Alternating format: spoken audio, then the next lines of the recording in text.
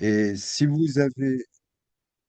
Non, si vous avez des questions, n'hésitez pas. On passera régulièrement des questions en direct aux questions qui nous ont été envoyées par écrit. Donc, on vous écoute dans un premier temps. On va commencer par vous qui êtes présent. Est-ce qu'il y a une question?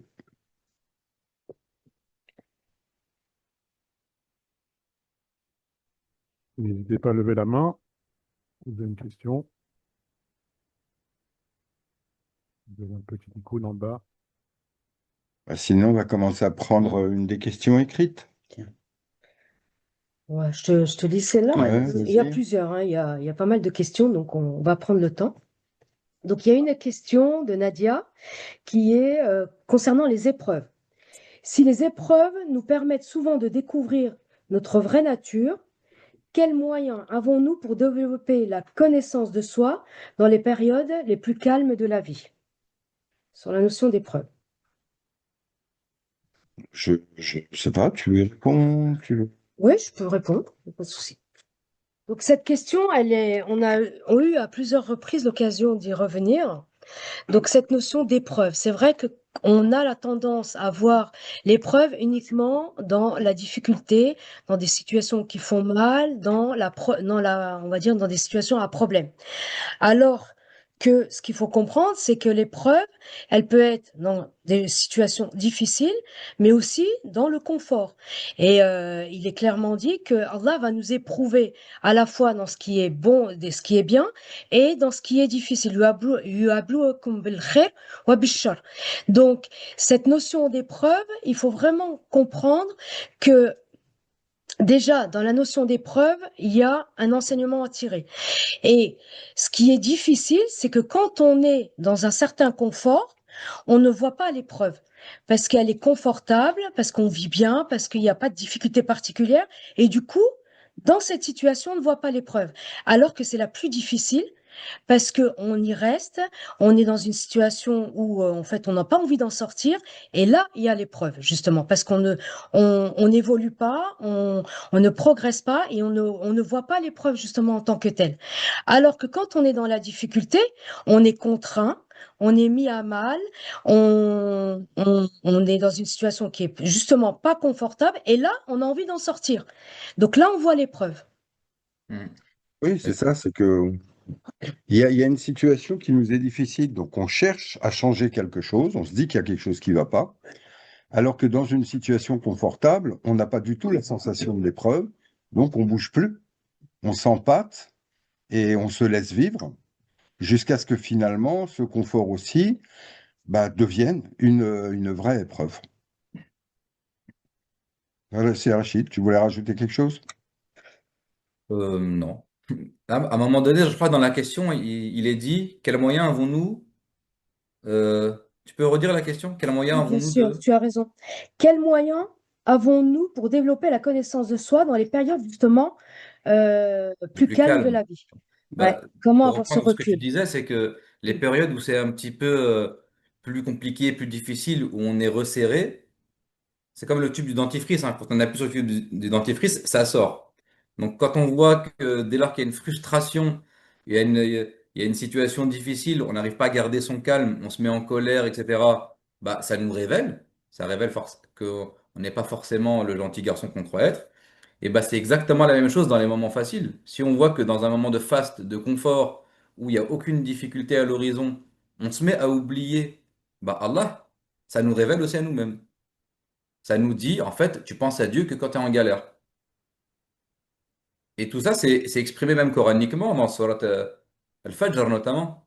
Quand Allah il dit, quant à celui qui est, à qui on répond favorablement, il dit alors Allah, Rabbi Akramani, Dieu m'a honoré. Et quant à celui à qui on ne répond pas ou à qui on repousse la réponse de ses invocations, il dit ah, Dieu m'a avili. Alors qu'en fait, non, Dieu est toujours là, c'est juste plusieurs modalités différentes de se manifester à nous. Et c'est toujours une question de conscience. La difficulté nous oblige à prendre conscience que quelque chose ne va pas. Or, dans le confort, c'est certes cet exercice de conscience qui doit rester important. Et toujours de se poser des bonnes questions.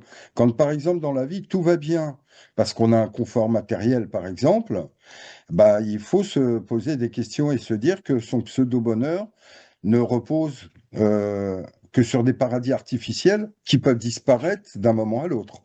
Et donc, à quoi tient son bonheur? Qu'est-ce qui est la cause et le support, le fondement de son bonheur?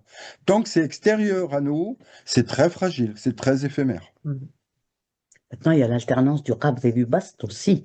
C'est-à-dire que on peut aussi parler de cette notion d'alternance de qabd et de bast et de se rendre compte quand on est en qabd qu'il y a toujours. Traduit à chaque Oui, fois. le qabd, c'est la contrainte et le bast, c'est c'est-à-dire la facilité. facilité. Quand dans le Coran, on va dire inna ba'da al-usri yusra ou bien inna ma'al usri yusra, ça veut dire que avec la difficulté, il y a la facilité ou après la difficulté, il y a la facilité. C'est-à-dire qu'on doit être conscient que quand il y a une difficulté, la facilité va venir automatiquement.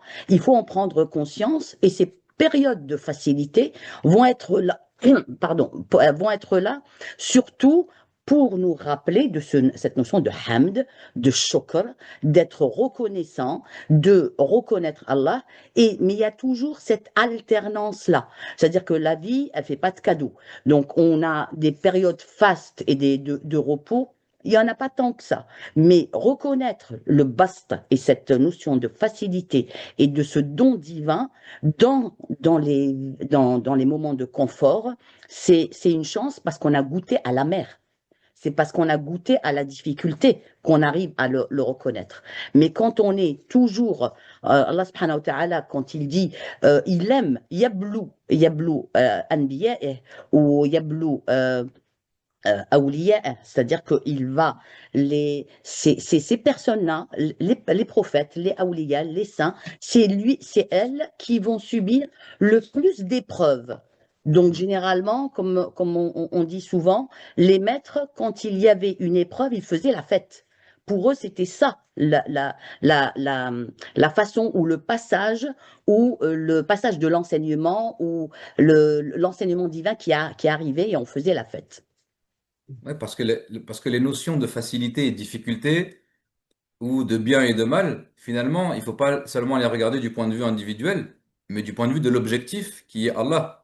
C'est que il se peut que c'est dans la difficulté, donc un moment de resserrement, comme tu disais, bah, que ça va accélérer le retour à Allah. C'est le fameux verset du Coran, Asa an tuhibbu shay'an wa huwa sharrun lakum, etc. Il se peut que vous aimiez une chose qui soit un mal pour vous, il se peut que vous détestiez une chose qui soit un bien pour vous. Allah sait tandis que vous ne savez pas. Donc tout le critère, le moyen de distinction, c'est la connaissance. Allah sait tandis que vous ne connaissez pas. C'est pour ça, il y a toujours la notion de confiance à avoir et s'en remettre à Dieu. Donc, une autre question qui est un peu dans cette logique, qui est, donc c'est Samira, comment reconnaître un enseignement d'Allah et comment ne pas se tromper dans la juste compréhension de celui-ci?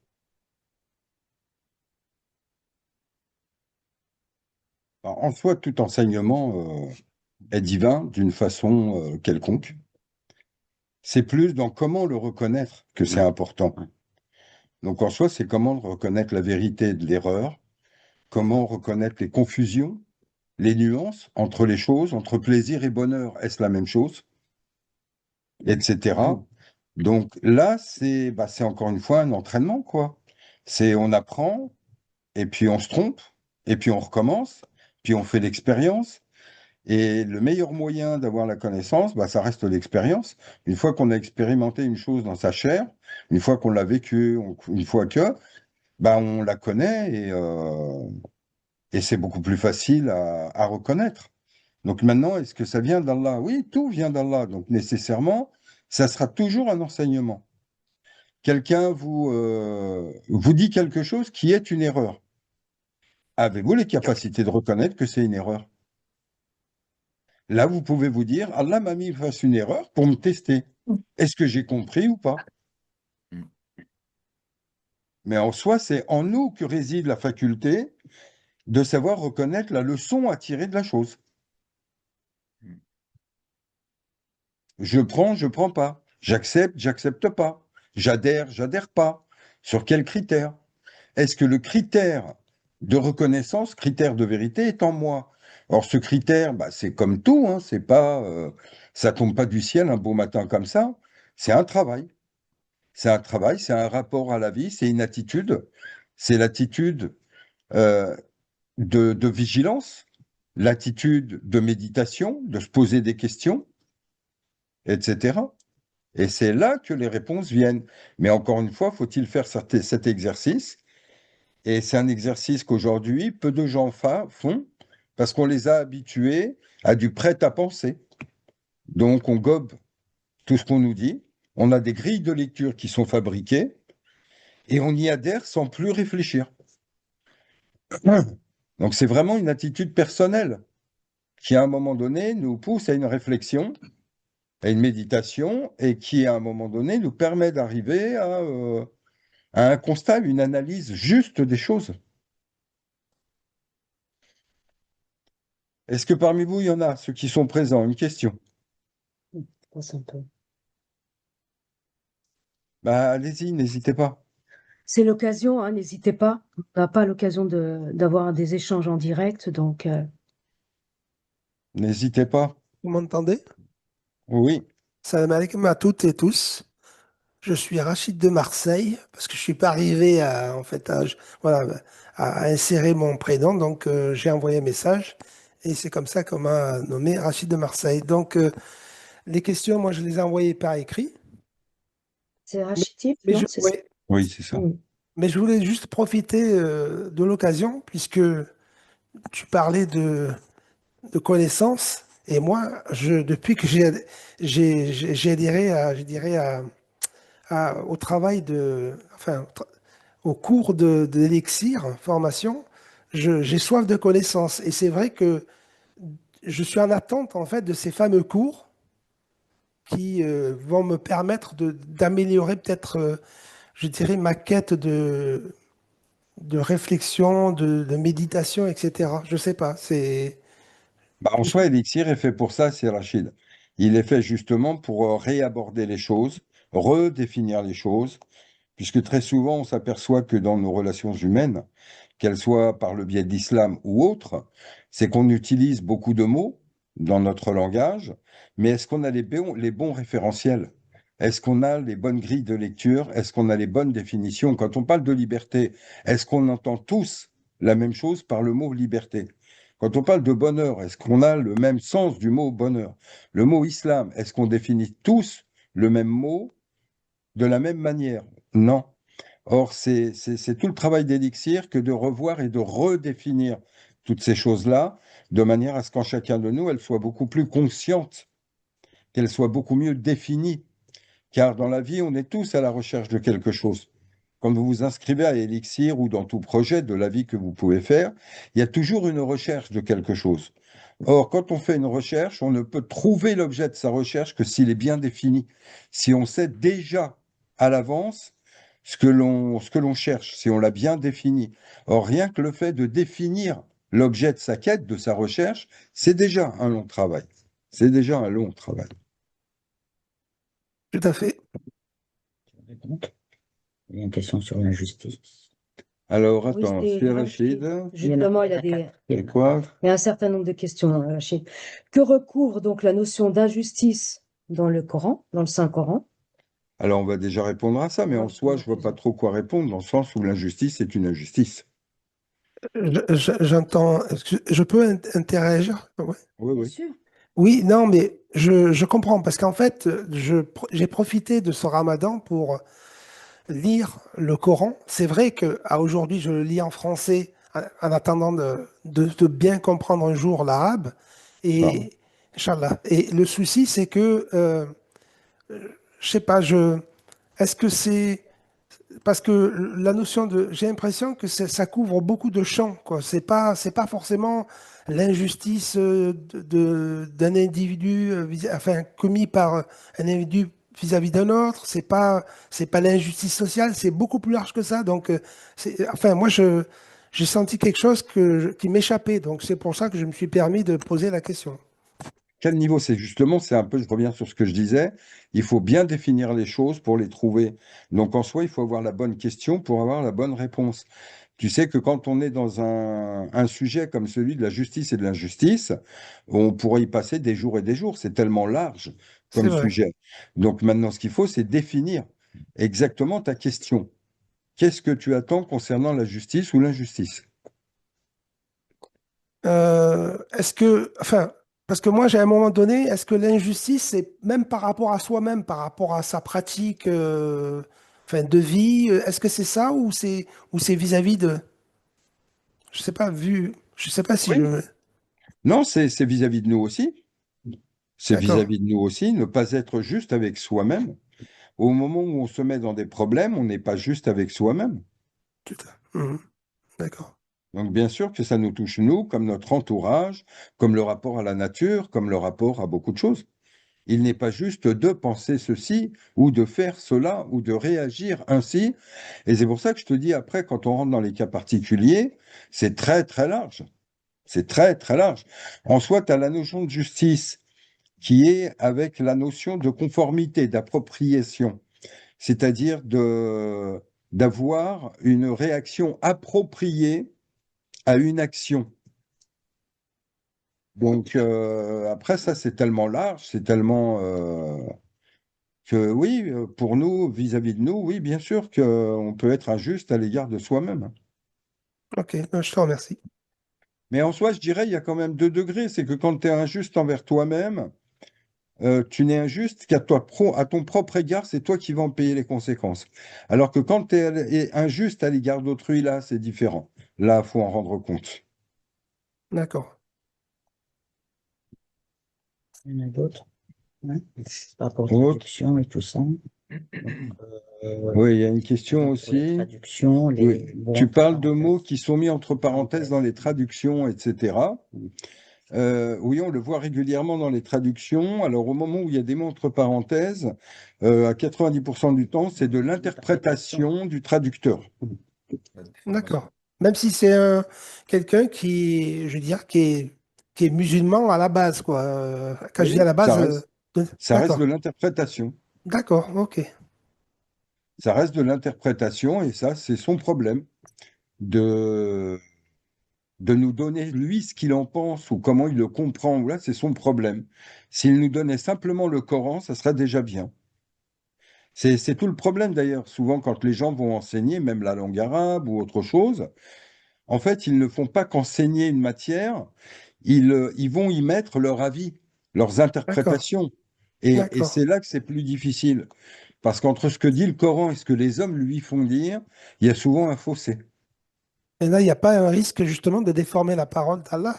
Bah si, bien sûr. Si. Bah, si. D'accord. Oui, Enfin, bien sûr. C'est pour ça qu'on conseille tout le temps l'accès à la langue arabe. Il ben, y a c'est pour ça que toujours, il y a jamais mieux que d'avoir accès à la source directement. c'est pour ça que je fais l'effort d'apprendre. Mm. Une bonne Ok, chose. ben, C'est ce qu'il y a de mieux. Il y a autre chose? Oui, J'arrive. Alors, c'est par une rapport histoire au de Coran, il y deuil. avait ça. Le deuil.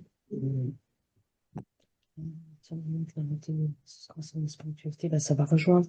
Je vais revenir sur la question qui est un peu aussi dans cette Oui, suite, c'est ça. sur question de Samira. Il y a des choses sur lesquelles on revient très très souvent, sur cette notion des trois plans. Et donc la question porte sur le symbolisme, entre autres, de la tortue et du papillon. Donc l'idée, c'est pourquoi la tortue et le papillon symbolisent-ils les trois phases majeures d'un cheminement initiatique? Je peux répondre pour le volet papillon, c'est un exemple qui est pas mal. Si tu veux. Ouais. Donc, par rapport à cette notion de cheminement initiatique et en prenant l'exemple du papillon. Déjà, ce qu'il faut comprendre, c'est que sur la notion, là, par rapport à la notion de papillon, mais c'est valable pour pas mal de symboles, hein, entre autres, où quand on parle du Coran déployé, et que la vie qui nous entoure et la nature, entre autres, c'est aussi un enseignement sur le cheminement initiatique, parce que tout est là, c'est vraiment le livre déployé. Et pour reprendre l'exemple du papillon, qui est cette progression, cette évolution dans les changements, mais aussi sur un chemin initiatique, c'est qu'on a vraiment les trois plans. L'exemple du papillon, c'est un bon exemple. C'est que le papillon, avant d'être un papillon magnifique, déployé, on a tout au départ cette notion de larve. Cette larve c'est la chenille en soi, hein, qui est sur ce plan horizontal et qui, avant d'arriver au papillon, va avoir différentes phases. Et c'est un peu à notre image dans notre évolution spirituelle. Donc, on est sur un plan horizontal. La larve, c'est une chenille. Elle va s'entourer de cette enveloppe qui est une forme qu'on appelle ouais, c'est le cocon, c'est la chrysalide. C'est un peu l'équivalent, vous savez, dans le plan initiatique de la khalwa, par exemple. Elle rentre dans ce cocon où elle va se développer, elle va maturer, elle va apprendre, elle va grandir. Et une fois que ce papillon qui est à l'intérieur de ce cocon va maturer, va évoluer, et quand il va arriver au bon moment de ce fath, de cette ouverture, il va s'ouvrir, mais quand c'est le bon moment, et va se déployer sous forme d'un papillon. Et là, on passe du plan horizontal au plan céleste, puisque ça s'envole, quoi. Et ça, cette image-là, c'est allié à une autre image en soi, dans le cadre de notre développement et dans nos prises de conscience et notre évolution. Je vais faire un autre parallèle. Moi, ça me fait penser tout de suite aux différentes étapes, en fait, de l'Isra ou le Mi'raj. Il y a ce voyage horizontal de la Mecque à Jérusalem. Là, on est sur le plan horizontal. Et la traversée des cieux, pour passer pour le coup, du formel à l'informel, passer vers Allah. Cette traversée des 14 étapes entre la Mecque, Jérusalem et les cieux, eh ben, c'est ce voyage que va faire ce papillon et c'est le voyage qu'on doit faire nous dans nos évolutions et nos prises de conscience pour arriver à cette prise, à cette fath, à cette ouverture complète de la connaissance du soi. On retrouve cette notion de trois, puisque là, le rapport est aux trois plans. Donc, par exemple, dans le voyage du prophète, il fait une horizontale, deux, une verticale ascendante, trois, une verticale descendante. Redescente, oui. On a dans le papillon, la larve, le cocon, les ailes, ils s'envolent. Un, deux, trois phases. On va avoir le symbolisme qu'on retrouve beaucoup, notamment en Orient, mais qui existait fortement en islam aussi, l'art chevaleresque du tir à l'arc, où on a l'arc qui a une forme courbe, comme le ciel, la corde qui, elle, est rectiligne, comme les formes terrestres, plates, et entre les deux, on a la flèche, qui fait le lien entre la forme linéaire et la forme courbée, donc entre ciel et terre. La tortue, c'est pareil. Sa carapace, en dessous, elle est plate, au-dessus, elle est incurvée, et elle est au milieu comme un lien entre ciel et terre, où elle remplit sa fonction de médiateur suprême. Et c'est tout ce qu'on retrouve dans le livre, la grande triade de René Guénon, qui explique cette fonction de l'homme comme plan intermédiaire entre ciel-terre, humain, divin, etc., etc.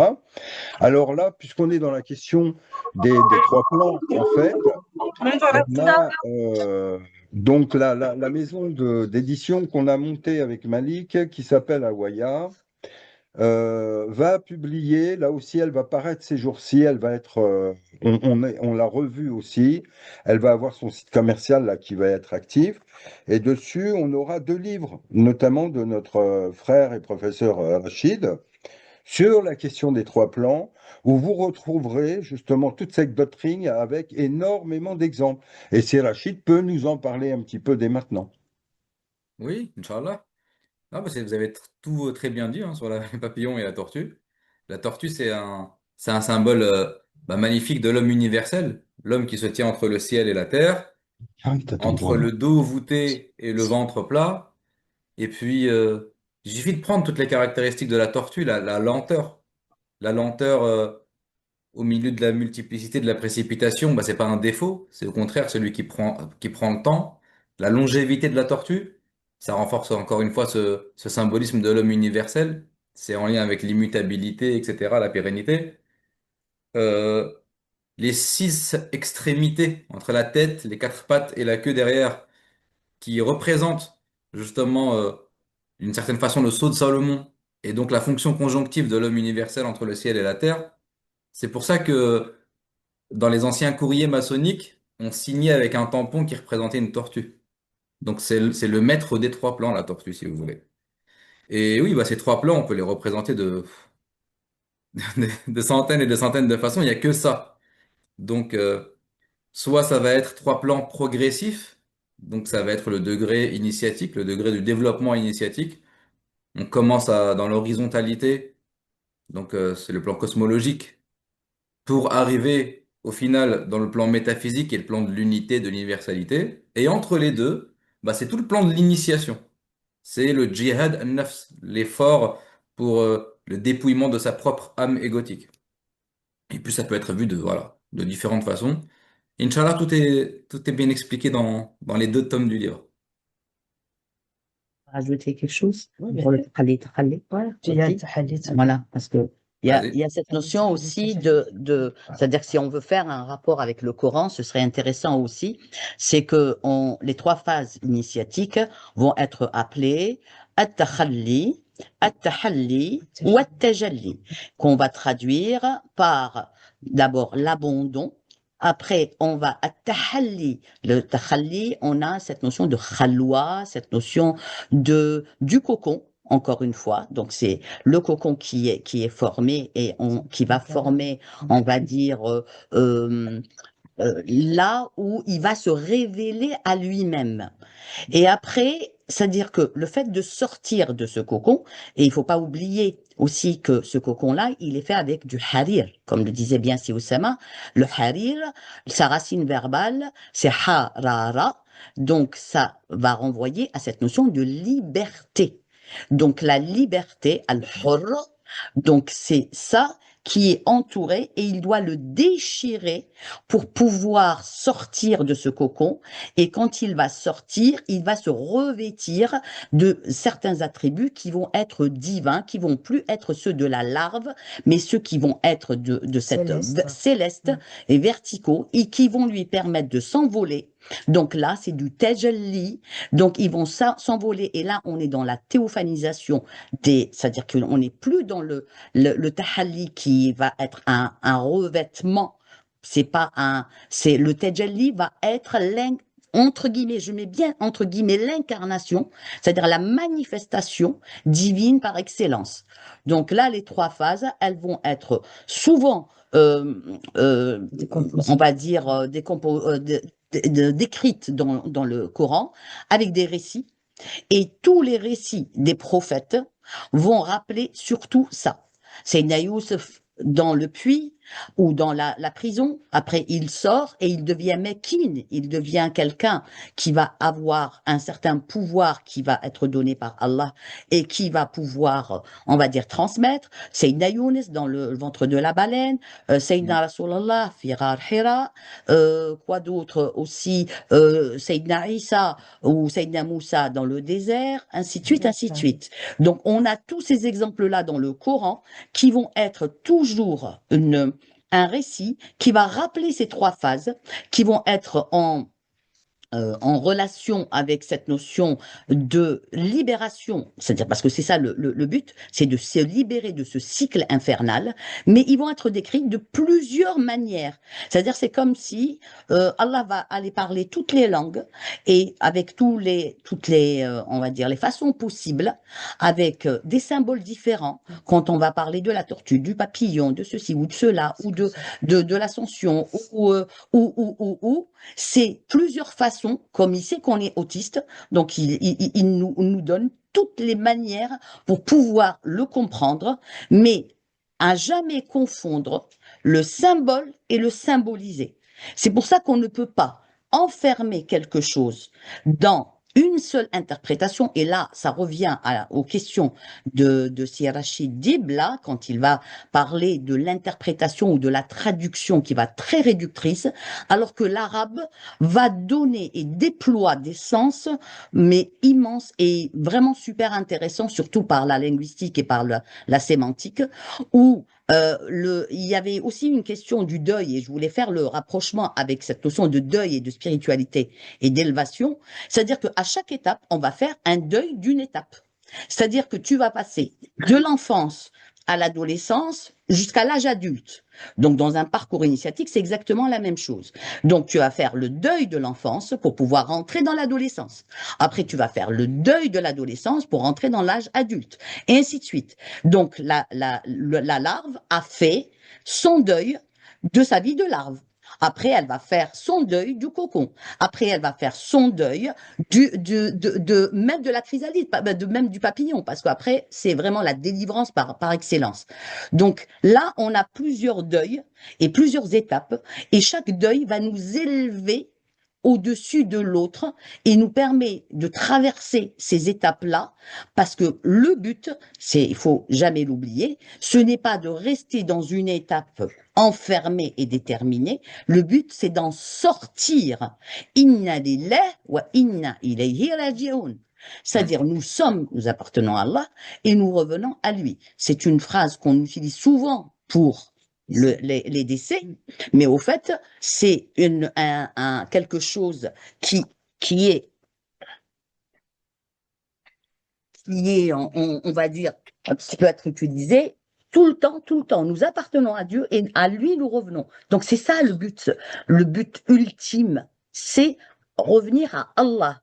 Et ce revenir à Allah ne se fait que après le deuil de cette individualité. Voilà. Une succession de deuils, l'initiation. Voilà. Et je vais compléter peut-être un petit mot par Vas-y. rapport au cours. Dans cette logique, pour faire du lien aussi avec les cours, par exemple, dans le cadre de la Sira, on reparle, vous savez, de ce voyage de Safa, Marwa et Zamzam. C'est aussi sous une autre forme, comme disait Lala Amel, c'est que les symboles, il y en a une multitude. Et là, vous avez, par exemple, dans le cas de Safa, Marwa et Zamzam, les grandes 3 étapes qui correspondent à cet état de Safa de purification, de vidage, parce qu'il faut être aussi en état d'avancer, dans le sens où là, se purifier, se vider, c'est parce qu'on passe par cette étape-là qu'on peut recevoir et après diffuser. Donc, Safa, on se vide. Marwa, il y a cette notion de vérité, mais il y a aussi cette notion de remplissage. Et au point central, qui est le lieu de la source et donc de la diffusion, c'est Zemzem. Donc, on va retrouver, en fait, en termes d'exemples, de 3 plans, de 3 phases d'évolution, et on a une multitude. On en parle aussi quand on parle de la Mecque. Excusez-moi. Avec la Mecque, la Kaaba, la pierre noire, on a aussi les 3 grandes étapes qui font qu'on va en fait au centre et au centre de soi, parce qu'encore une fois, tout ce qu'on donne comme exemple, c'est des exemples extérieurs. Mais ce qu'il faut comprendre, c'est que tout ça, ça renvoie encore une fois qu'à nous. Tout ne sont que des symboles pour revenir à nous et à notre état profond, à notre soi, à Allah. Toute démarche initiatique a pour but de nous transformer. Tant qu'on n'est pas transformé, ça reste de la théorie, C'est extérieur. ça reste des histoires, ça reste des contes, comme dans la thématique de Lala Hamel sur la vie des prophètes. En fait, là, on n'est pas dans un livre d'histoire. Ça parle de nous. Les prophètes sont venus nous parler de nous. Et donc, à partir de là, la seule chose pour chacun de nous qui est le plus important, c'est nous-mêmes. C'est nous-mêmes. C'est nous qui sommes le cœur. Nous avons chacun une vie qui nous a été octroyée divinement. On a un début et une fin. Et entre le point A, le point B, la naissance et la mort, on retrouve les 3 plans. La larve, c'est notre période où on est gamin. On est sous tutelle des parents. La période de cocon, c'est celle de l'éducation, de la gestation, où en nous se forme notre propre personnalité.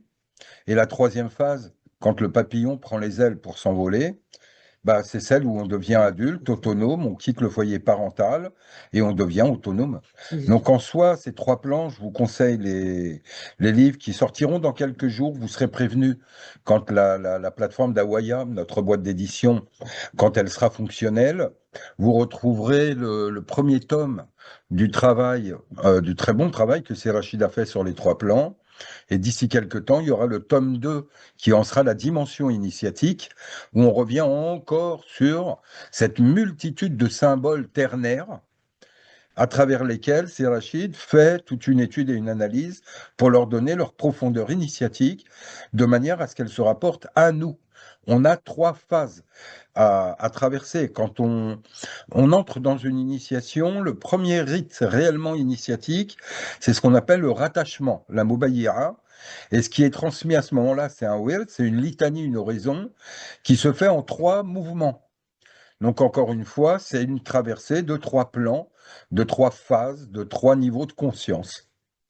Voilà, donc je vous renverrai à ces livres parce que si on devait parler de ce sujet qui est tellement central, on pourrait y passer des jours et des jours. En tout cas, merci à Sir Rachid d'avoir fait ces études. Je pense que c'est un point de doctrine qui est capital et qui va aider beaucoup de monde à comprendre ce qu'est une voie initiatique. Alors, j'aimerais qu'on revienne. Alors, tout à l'heure, on viendra, il y a Franck qui, je ne sais pas s'il est là, qui a posé aussi des questions pertinentes sur l'éducation des enfants, sur la vie en communauté quand on est musulman en province et que l'on vit dans des endroits où il est difficile d'avoir des relations d'ordre communautaire, spirituel, etc. On reviendra. Mais là, il y a une question sur laquelle je voudrais revenir concernant quelqu'un déjà qui est venu, qui s'est présenté comme anonyme, Ah oui, que je n'apprécie qu'à moitié, de la façon. qui me pose une question. Je vais la lire, hein, Ben, parce on que va là, lire la la question. formulation, elle est importante aussi. Alors d'abord, je voudrais savoir, monsieur ou madame anonyme, est-ce qu'elle est présente là avec nous aujourd'hui?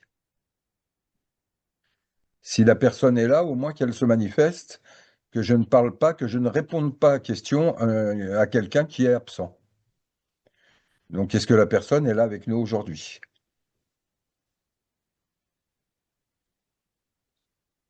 Si la personne n'est pas là, je ne répondrai pas.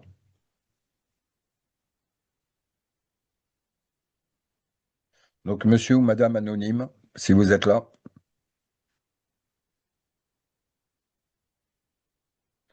Un, deux, trois, adjus vendu. On passe à la question suivante. Alors la question, là, ce dont tu venais de parler, de Franck, elle est intéressante, parce que c'est vraiment un sujet d'actualité en soi.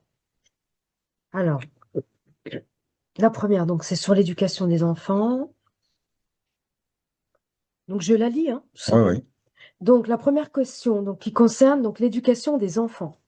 En lien avec la science des priorités, quels sont les fondements sur lesquels doit reposer l'éducation islamique des enfants? Première, comment guider ces enfants vers la prière? Et comment expliquer le paradis et l'enfer aux enfants? Donc, il y a 3 questions. Donc, la première, c'est donc en lien avec la science des priorités, quels sont les fondements sur lesquels doit reposer l'éducation islamique des enfants? Alors, effectivement, il y a des priorités, sachant qu'on vit dans des sociétés aujourd'hui qui sont en perte de repères. Donc, Franck, je ne sais pas si vous êtes là. On va peut-être essayer de voir. Pour l'instant, je ne vois pas de Franck. Vous êtes là, Franck? Oui, Salam alaikum. Vous m'entendez? Oui, on vous entend c'est bon. très, très Très bien. faiblement, mais Très bien. Donc oui, effectivement, il y a des priorités. Comme je disais, on est dans des sociétés qui sont en perte de repères. Au moment où nous-mêmes devenons adultes, formons un couple et ayons des enfants, c'est une lourde responsabilité. Comme disait Rudyard Kipling, qui avait écrit le livre de la jungle, il disait faire un enfant est très facile, en faire un homme, c'est bien plus difficile.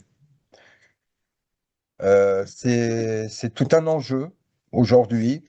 Et vous disiez que donc vous étiez parti vivre en montagne. Pour nous, vous voyez là le centre où on est en soleil noir, dans l'Ain, plus exactement. On est pareil, le premier voisin est à 1 kilomètre. On a choisi d'être en pleine campagne pour la tranquillité. Il est sûr que pour l'éducation des enfants, c'est un autre enjeu, c'est un autre paradigme. Et d'un côté, ça peut être protecteur, de l'autre côté, l'isolement peut être destructeur aussi, peut être difficile à vivre. Euh, les priorités.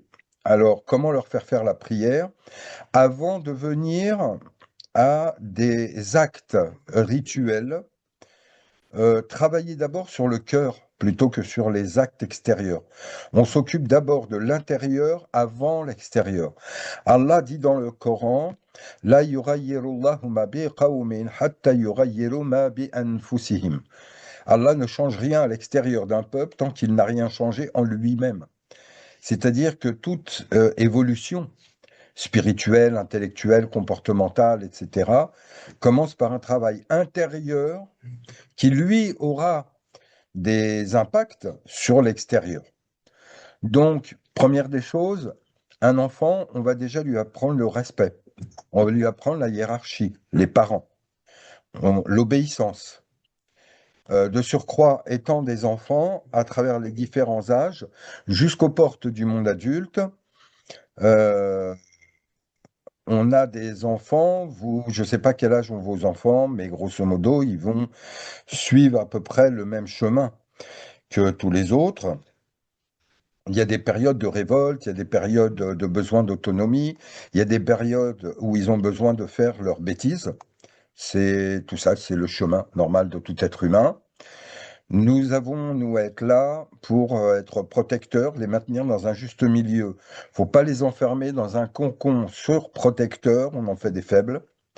De l'autre côté, il faut les laisser se mêler à la société et la découvrir, mais en mettant des garde-fous et en étant protecteurs pour éviter des problèmes dont les séquelles pourraient être des fois même à vie. Donc, encore une fois, faire très attention aujourd'hui entre les réseaux, les comportements, etc., les fréquentations, il y a des choses qui peuvent être très pernicieuses et qui peuvent impacter tout l'avenir d'un enfant. Donc vraiment être très protecteur. On est également dans des sociétés où aujourd'hui on a des prédateurs et ça s'est multiplié. Donc vraiment être très protecteur.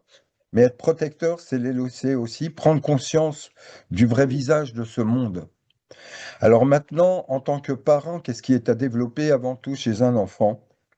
C'est l'amour que vous pouvez leur porter, qui leur permettra de vous obéir parce qu'ils auront confiance en vous. Vous savez, quand dans un rapport initiatique, quand un cheikh prend un disciple en main, il lui demande, il lui promet protection et guidance, et il en attend confiance, obéissance.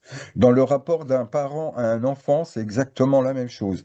Vous attendez d'eux confiance et obéissance, et ça, vous l'aurez parce que vous leur manifesterez beaucoup, beaucoup d'amour, de la proximité, de l'éducation, de l'enseignement. Et de l'autre côté, vous leur devez protection et guidance. Donc cette protection et guidance, si vous leur assurez, de l'autre côté, vous aurez leur confiance et leur obéissance. Et là est l'essentiel. Là est l'essentiel. La prière formelle ou etc. Encore une fois, ça vient en son temps, gentiment, tranquillement. Faut pas que ça soit un carcan. Vous voyez, par exemple, ayant vécu en terre d'islam, quand un enfant venait à la prière, on ne lui demandait pas s'il avait fait ses ablutions ou pas. C'est-à-dire qu'il ne fallait pas que ça soit un carcan. Il ne fallait pas que ça soit une contrainte. Il ne fallait pas que ça soit lourd. Il fallait qu'il y vienne avec plaisir. Quand il venait à la mosquée, quand il venait, etc., c'est pareil, il y avait d'autres enfants. On s'assurait qu'il y ait des bonbons. On s'assurait qu'ils puissent jouer et que ce lieu-là soit ludique, soit un lieu de plaisir. C'est-à-dire qu'on est en train de construire son imaginaire. Or, dans son imaginaire, il faut qu'il y ait de la beauté, il faut qu'il y ait du plaisir, il faut qu'il y ait du partage. Or, malheureusement, aujourd'hui, ça se fait plus trop, même dans les mosquées, où la plupart des discours, et je le vois même par certains retours de certains d'entre vous, apprenants d'élixir, on retrouve encore beaucoup une dimension très moraliste et très sentimentale.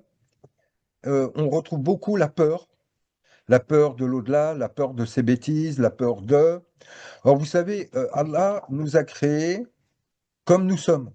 Or, le Coran nous dit, l'homme a été créé faible. C'est Allah qui nous a créés faibles. Hein. Kullu bani Adam khatta'un. Tout être humain fait des fautes, et la faute est une pédagogie divine. On apprend aussi par la faute. Donc, à un moment donné, tout ce système inquisitorial où on se surveille, où il ne faut pas fauter, où on s'occupe des détails et non plus de l'essentiel, c'est à bannir. Donc, au moment où nous, on fonde Elixir, quelque part, c'est aussi fonder une communauté de pensée, de référentiel, puisque vous parliez aussi d'être, quand on est en campagne ou à la montagne, comment avoir un rapport communautaire. Et c'est vrai que c'est pas facile. Maintenant, encore une fois, c'est pas parce qu'on habite en ville et qu'on a une mosquée à côté de nous que le rapport communautaire va être de qualité. Aujourd'hui, il y a beaucoup de musulmans, donc il y a de la quantité, mais c'est pas pour ça qu'il y a de la qualité. Et surtout sur le plan intellectuel. La doctrine en islam est quelque chose qui a été mis complètement à l'index et la grande majorité des musulmans aujourd'hui ne connaissent pas le Coran. Ils ont beaucoup plus de connaissances de ce qu'on dit des hommes. Un tel a dit, ou j'ai entendu dire. Mais qu'est-ce qu'a dit le Coran? Qu'est-ce qu'a dit Allah? Qu'est-ce qu'a dit le prophète? Les trois quarts du temps, ils en sont ignorants. Donc encore une fois, faire une communauté, dans le mot communauté, il y a commun. Est-ce qu'on a réellement quelque chose de commun ensemble? C'est plus ça qui est difficile. Et aujourd'hui, trouver des gens avec qui on peut avoir une réelle communauté d'orientation, car le mot islam peut recouvrir tellement de significations, et de la part des êtres humains, la connaissance de l'islam, on voit qu'elle n'est pas du tout la même. On est beaucoup de musulmans, mais il n'y a pas qu'un seul islam. Or, ô combien, depuis les débuts de l'islam, avec les formations des premières écoles dogmatiques et de jurisprudence, ô combien il y a eu des conflits, des divergences. Donc, on est tous musulmans, oui, mais est-ce qu'on se fait une même idée de l'islam? Est-ce que l'on est capable d'avoir des rapports objectifs, intellectuels, basés sur des arguments relevant de la doctrine elle-même, c'est-à-dire le Coran et la Sunna? Aujourd'hui, c'est pas facile.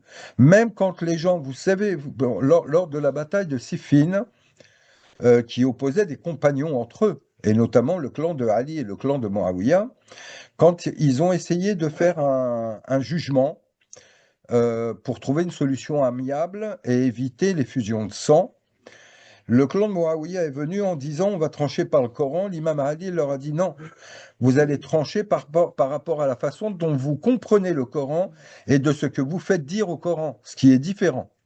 Parce qu'on a le même Coran, mais on ne le comprend pas du tout de la même manière. C'est ça qui est difficile aujourd'hui. Dans le mot communauté, je le répète, il y a commun. Dans le mot arabe umma, il y a qui veut dire mère ou principe. C'est parce qu'on a un même principe qu'on fait une communauté. Mais si on n'a pas le même principe ou la même compréhension du principe, évidemment que l'on n'aura pas grand-chose de commun. Et c'est là que c'est difficile aujourd'hui. De surcroît, les musulmans aujourd'hui ont du mal à parler entre eux. On peut avoir des échanges intellectuels qui vont poser entre nous des divergences et ça finit très rapidement au conflit. On se rappelle de la Bayt al-Hikmah sous les Abbassides qui a été abolie parce que ça finissait en conflit perpétuel. Donc pour abolir les conflits, on a imposé de ne plus avoir d'échanges de ce genre-là au sein même de la communauté. Donc oui, c'est le cadre de vie dans lequel on vit aujourd'hui rend les choses difficiles. Réunir des gens, être capable d'avoir des échanges sincères, intelligents, être capable de reconnaître qu'on s'est trompé ou qu'on doit apprendre. Toute la voie commence par la capacité de dire je ne sais pas, je me suis trompé. Regardez, rappelez-vous Sayyidina Younous quand il est dans le ventre de la baleine.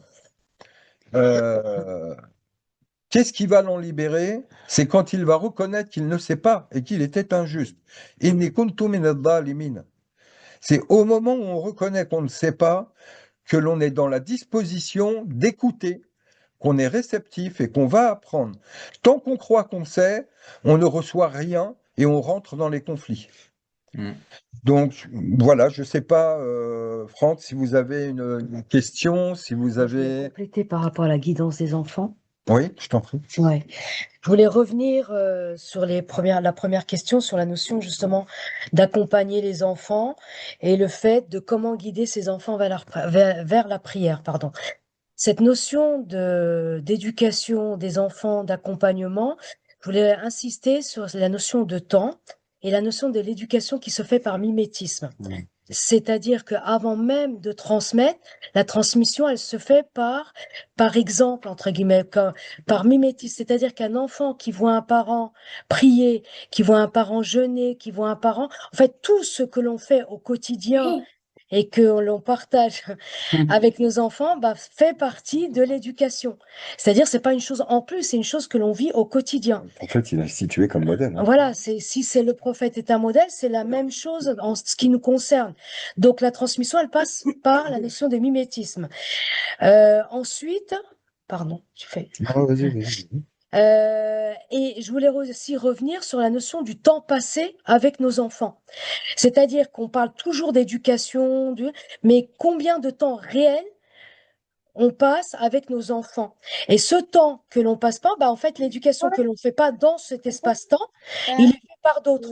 Donc, privilégier du temps avec ses proches, avec ses enfants, c'est fondamental parce que c'est par ce moment-là que la transmission se fait. Elle se fait par les échanges, elle se fait par les actes, dans le fait de faire des choses avec eux. Par exemple, vous parliez d'expliquer le paradis et l'enfer. Bah, avant même de parler de tout ça, c'est déjà vivre au quotidien, le présent. Si c'est des enfants en bas âge, prendre du temps pour leur raconter des histoires. Il y a X histoires initiatiques, les contes. Les contes, et je dis pas les contes musulmans, mais les contes au sens large, voilà, les fables de La Fontaine, comme tu mets, c'est Rachid, font partie de l'éducation. Parce que par ce monde imaginaire, il y a des enseignements et de la transmission qui se fait, et donc de l'éducation. En mode islamique, vous avez des contes qui s'appellent Kalila et Dumna. Kalila et Dimna, c'est des très belles histoires pour enfants. Vous avez les Mille et une nuits, qui sont des très beaux contes aussi, qui permettent de fabriquer l'imaginaire de l'enfant. Et tout ça, c'est aussi du temps, comme disait Samia, avoir, se donner le temps, passer du temps avec ses enfants. Franck, est-ce que vous avez une question? Est-ce que ça a été assez clair? Est-ce que vous voulez revenir sur un point? Non, bah, merci beaucoup pour vos réponses. C'est, c'est super. Après, la question de la communauté, justement, c'est dans le sens où, avant, où j'habitais dans un immeuble, nos voisins, c'était des musulmans. On était plus ou moins sur la même longueur d'onde. Et ça fait que pour les enfants, il y a beaucoup de choses qui sont naturelles pour eux, Partager, quoi, ce mot. qui sont partagées. Voilà, ils se questionnent pas. C'est comme ça. Ils voient leur papa faire la prière avec leur tonton, etc. Et c'est un naturel que, bah, quand on est isolé, on perd un petit peu. Et en fait, il y a moins de choses qui leur rappellent à l'islam, en fait, quand on est un peu isolé. Et ça fait que les enfants, ouais, bah, se posent des questions. Ça passe par l'intellectualisation. Ils vont se dire, bah, pourquoi on doit faire ceci, pourquoi faire cela, etc.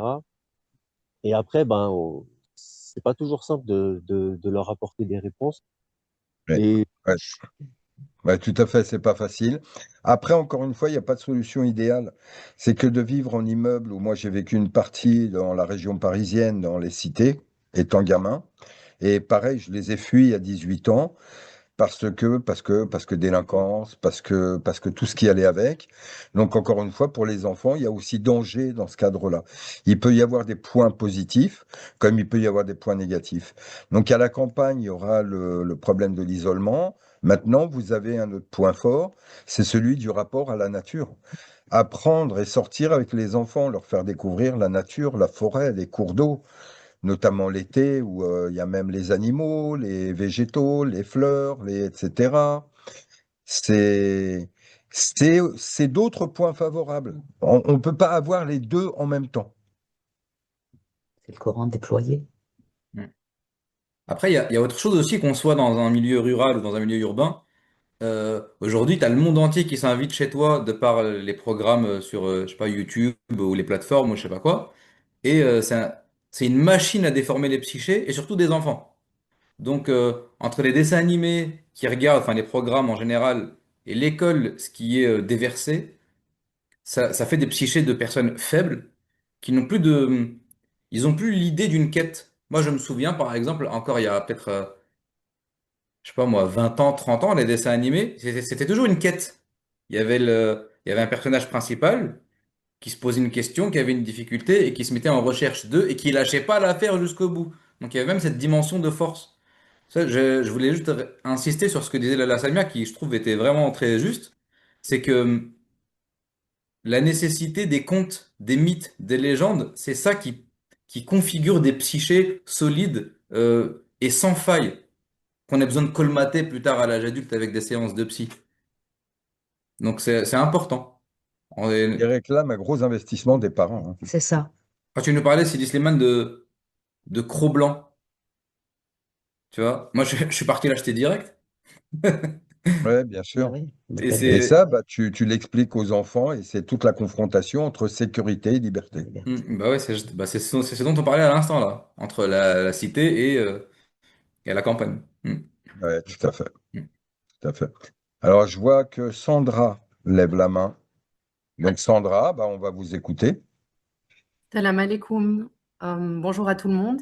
bonjour. Bonjour. Je voulais revenir justement sur l'éducation des enfants. Bon, moi, je vous suis depuis le Sénégal. Donc, je me suis convertie à l'islam il y a une dizaine d'années en Belgique. Et après quelques années, j'ai fait le choix d'aller m'installer au Sénégal pour suivre justement mon chemin initiatique avec mes deux enfants, mais qui avaient déjà grandi en Europe, dans une famille convertie où j'étais un peu la seule à porter, on va dire, ces valeurs de l'islam dans l'éducation que je leur transmettais. Assez rapidement, on a été séparés avec leur papa voilà, qui venait du Mali, mais avec qui on ne partageait pas la même vision, on va dire, de la façon de vivre l'islam et de le transmettre à nos enfants. Et j'ai essayé effectivement toutes ces années de suivre un peu ce que vous disiez, éduquer par l'amour, par l'exemple, par le partage et la transmission. Mais aujourd'hui, donc j'ai un enfant qui est déjà adolescent et malgré le fait qu'on soit au Sénégal, ben on vit aussi un petit peu l'Europe dans le Sénégal parce qu'il ne faut pas penser que quand on sort pour aller en terre d'islam, ben, l'islam est omniprésent. C'est aussi la modernité qui se mélange avec ses difficultés. Euh, et aujourd'hui, depuis 3 ans, on est vraiment dans une phase de lourde épreuve avec mon adolescent Ibrahim. Et voilà, là, je suis un peu confrontée à moi-même aussi, parce que les difficultés que vivent nos enfants nous renvoient à nous-mêmes, et de savoir à partir de quel moment il faut continuer à protéger l'enfant, à essayer de faire en sorte que les difficultés dans lesquelles ils se mettent euh, ne, enfin voilà, on sent une sorte de perte de contrôle à un moment. Et donc moi, j'ai l'impression qu'à ce moment-là, on n'a plus que la prière et la remise confiante, parce qu'on sait qu'on ne peut plus forcer l'enfant qui vit ces expériences à aller dans la direction qu'on souhaite. Alors, est-ce qu'on se dit à ce moment-là, est-ce que c'est le signe que j'ai pas fait ce que j'étais censé faire en tant que parent, c'est-à-dire poser les bases suffisamment solides pour que mon enfant puisse grandir en paix et avec toutes les garanties qu'il a de mener son chemin comme il se doit, ou c'est simplement une épreuve pour lui et pour moi et pour nous, pour notre famille. Euh, Tu le disais, hein, la miséricorde de Dieu est immense et il n'abandonne pas quelqu'un qui est encore capable de changer. Donc voilà, moi je me raccroche un peu à ça, mais des fois on est à court de moyens pour répondre à des difficultés qui sont parfois très importantes, où l'enfant peut mettre sa vie en danger ou être voilà, en risque d'être emprisonné, ce genre de choses. C'est à la fois un témoignage et une question, voilà, parce que ça fait l'objet d'une longue méditation pour moi. Sûr, mais en soi, vous êtes en train de raconter notre histoire à tous, hein. Ouais. On est tous passés par là et il y a des phases qui sont des phases de vie naturelles et où on a un enfant jusqu'à un certain âge, on a l'impression de bien le tenir, de bien le maîtriser. Il est dans la main, il obéit, il est là, il est aimant, il s'extasie en jouant avec un petit ballon, etc. La vie est belle. Et puis il grandit. Et quand il grandit petit à petit, etc., bah, il nous échappe. Il nous échappe. Donc en soi, nous, de quoi est-on chargé? C'est à l'image du prophète. Tout à l'heure, parlait du prophète, Samia parlait du prophète comme modèle. En tant que parents, on est aussi des modèles pour les enfants, mais nous-mêmes avons aussi un modèle qui est le prophète. Et en soi, le prophète, il s'attristait de voir certains comportements.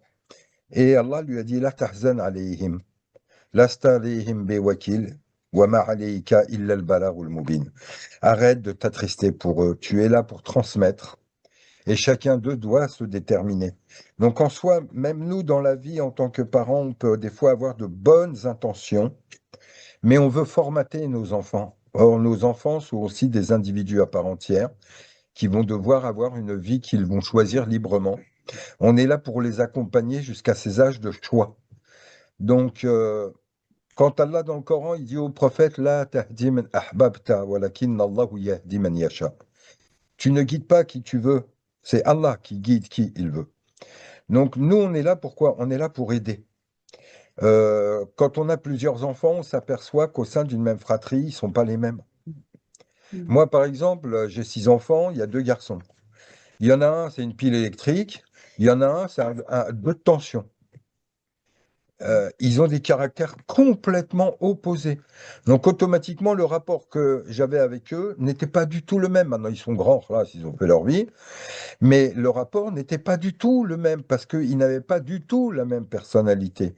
Mais de toute façon, quoi qu'il se passe, trouver ce juste milieu entre les laisser entrer en contact avec ce monde et peut-être rencontrer même des problèmes. Vous parliez de prison, etc. C'est des cas de figure qui sont malheureusement plus fréquents qu'on ne le pense.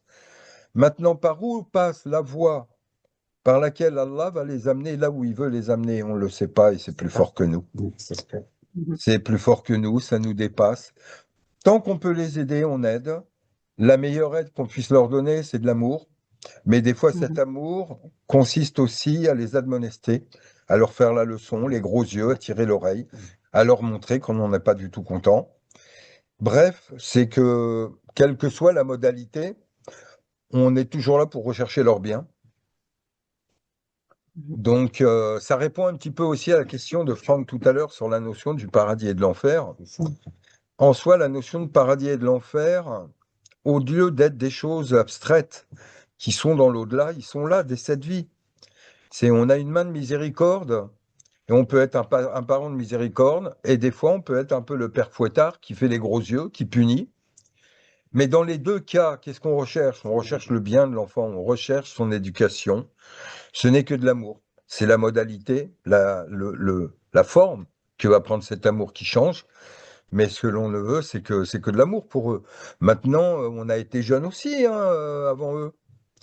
On n'a pas été spécialement des anges. Hein. Donc à partir de là, faut savoir aussi leur donner le droit de se tromper, le droit de tâtonner, le droit de glisser, le droit d'être en colère, le droit de se révolter, etc. Et puis ne pas fermer la porte, essayer de les accompagner comme on le peut. Et Inch'Allah, avec l'âge, doucement, un âge de maturité se pose. Ils vont prendre conscience de certains impératifs de la vie et ils vont s'assagir. Après, si ce n'est pas le cas, c'est qu'Allah n'a pas voulu cette voie pour eux. N'a pas voulu cette voie pour eux. Ils vont devoir passer par une autre voie qui est la leur. Mais l'essentiel, c'est au final, un beau jour, d'arriver à comprendre, à une certaine sagesse de la vie. Et pas de culpabilité, surtout. Ouais, les enfants nous appartiennent. Pas de culpabilité, évidemment. Pas de culpabilité. En tant que parent, vous savez déjà, quand vous les avez portés, vous leur avez donné vie, c'est déjà énorme. C'est énorme. Ouais. Il n'y a pas de culpabilité à avoir. Merci beaucoup, Barakallahu fik. Faites le baraka. Y a-t-il une autre question? Audrey. Bonjour Audrey. Bonjour à tous, salam alaikum. Alaykoum salam. Merci beaucoup pour ce webinaire qui permet de garder le lien. Avant de poser ma question, je voulais dire un petit truc par rapport à l'éducation des enfants. Moi, j'ai une fille qui a 15 ans. On habite en Vendée, sur la côte. Il n'y a pas une mosquée, pas une boucherie halal avant je ne sais pas combien de kilomètres. Enfin voilà, on est un peu loin de tout. Et ma fille a grandi là, elle avait 6 ans quand elle est arrivée. Donc les références autour de nous, c'est la Vendée. Et, voilà. Et ce que je voulais dire, c'est qu'on a regardé un film il n'y a pas très longtemps.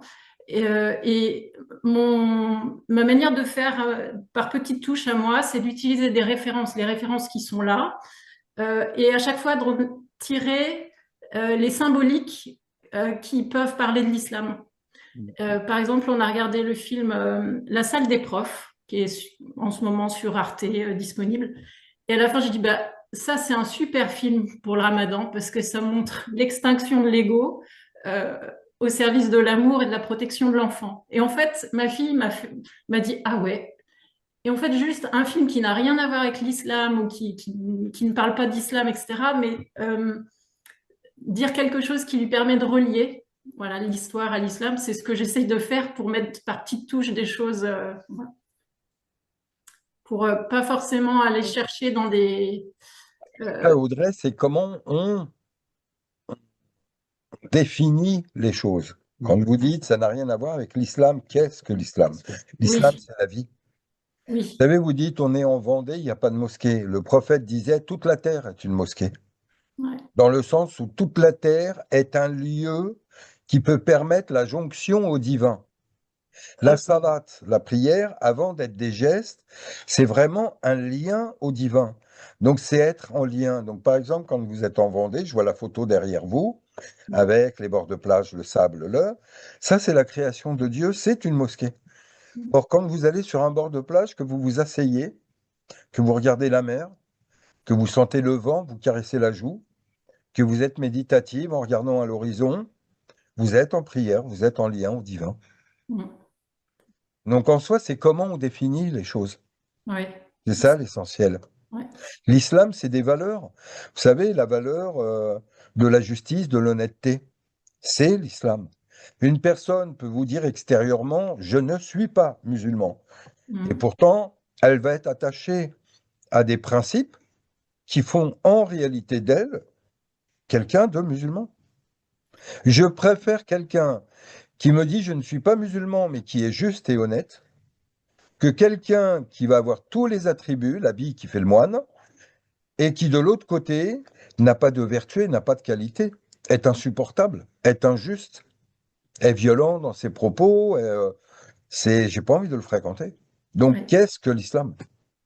Et au lycée, effectivement, enfin au collège ou au lycée, les enfants ont tendance à mettre des étiquettes. Ah ben toi, t'es musulman, toi, t'es... Voilà.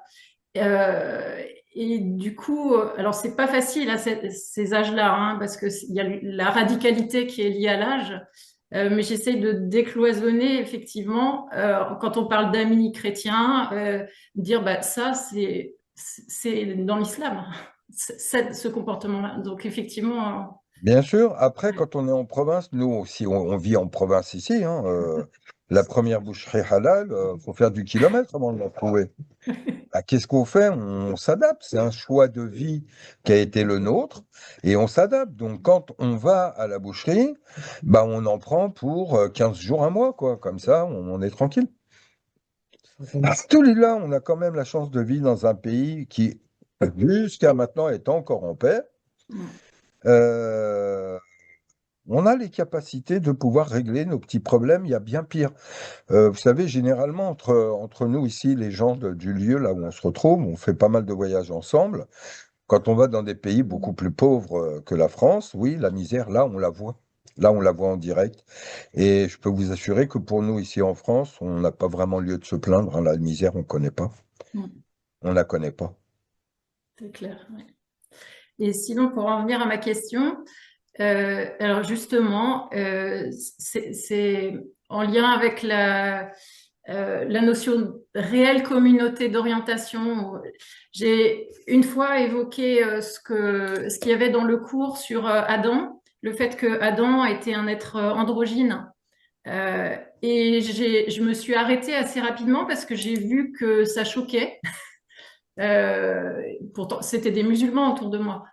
J'ai vu qu'il fallait pas trop que j'avance là-dessus, enfin, ou que c'était pas très bien vu. Donc, je me suis posé la question, qu'est-ce que je peux expliquer comme source ou comme ça, c'est ma première question, c'est ça. Qu'est-ce que je peux donner comme source, enfin comme preuve entre guillemets, et qu'est-ce qu'il y a derrière le fait qu'il y ait ces différentes lectures. Enfin, voilà, je ne sais pas si je suis très claire dans ma question. Si, mais je reviendrai sur ce que je disais tout à l'heure à Franck. C'est qu'on a le point commun dans les mots de tous dire nous sommes musulmans, on a un seul Coran, alors qu'en réalité, on est complètement divisé, on est en divergence. Le prophète est venu nous sortir de l'ignorance pour nous amener donc à son inverse, la connaissance. Et à travers les siècles, on a fait le mouvement inverse et on a sorti les gens de la connaissance pour les ramener à l'ignorance. Sachant qu'un ignorant est la personne la plus facile à manipuler.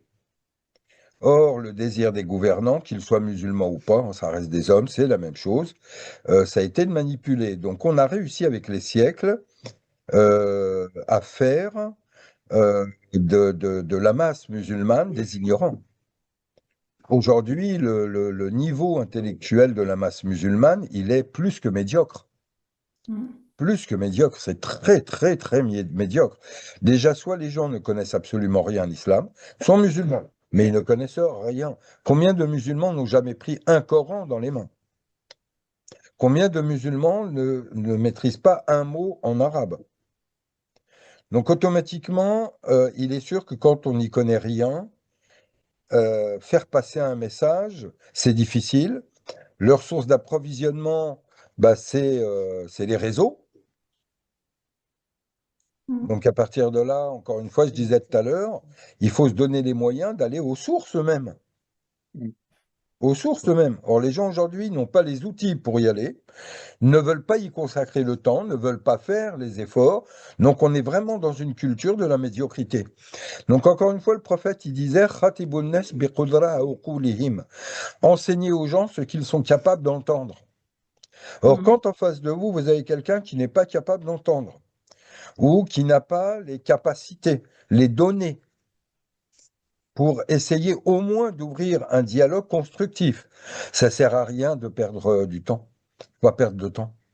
Vous savez, dans le Coran, les gens de Dieu, il est dit wa idha khatabuhumul jahilun qalu salam. Quand les ignorants leur adressent la parole, ils leur disent salam, la paix. Ils ne rentrent pas dans le conflit, ils ne rentrent pas dans...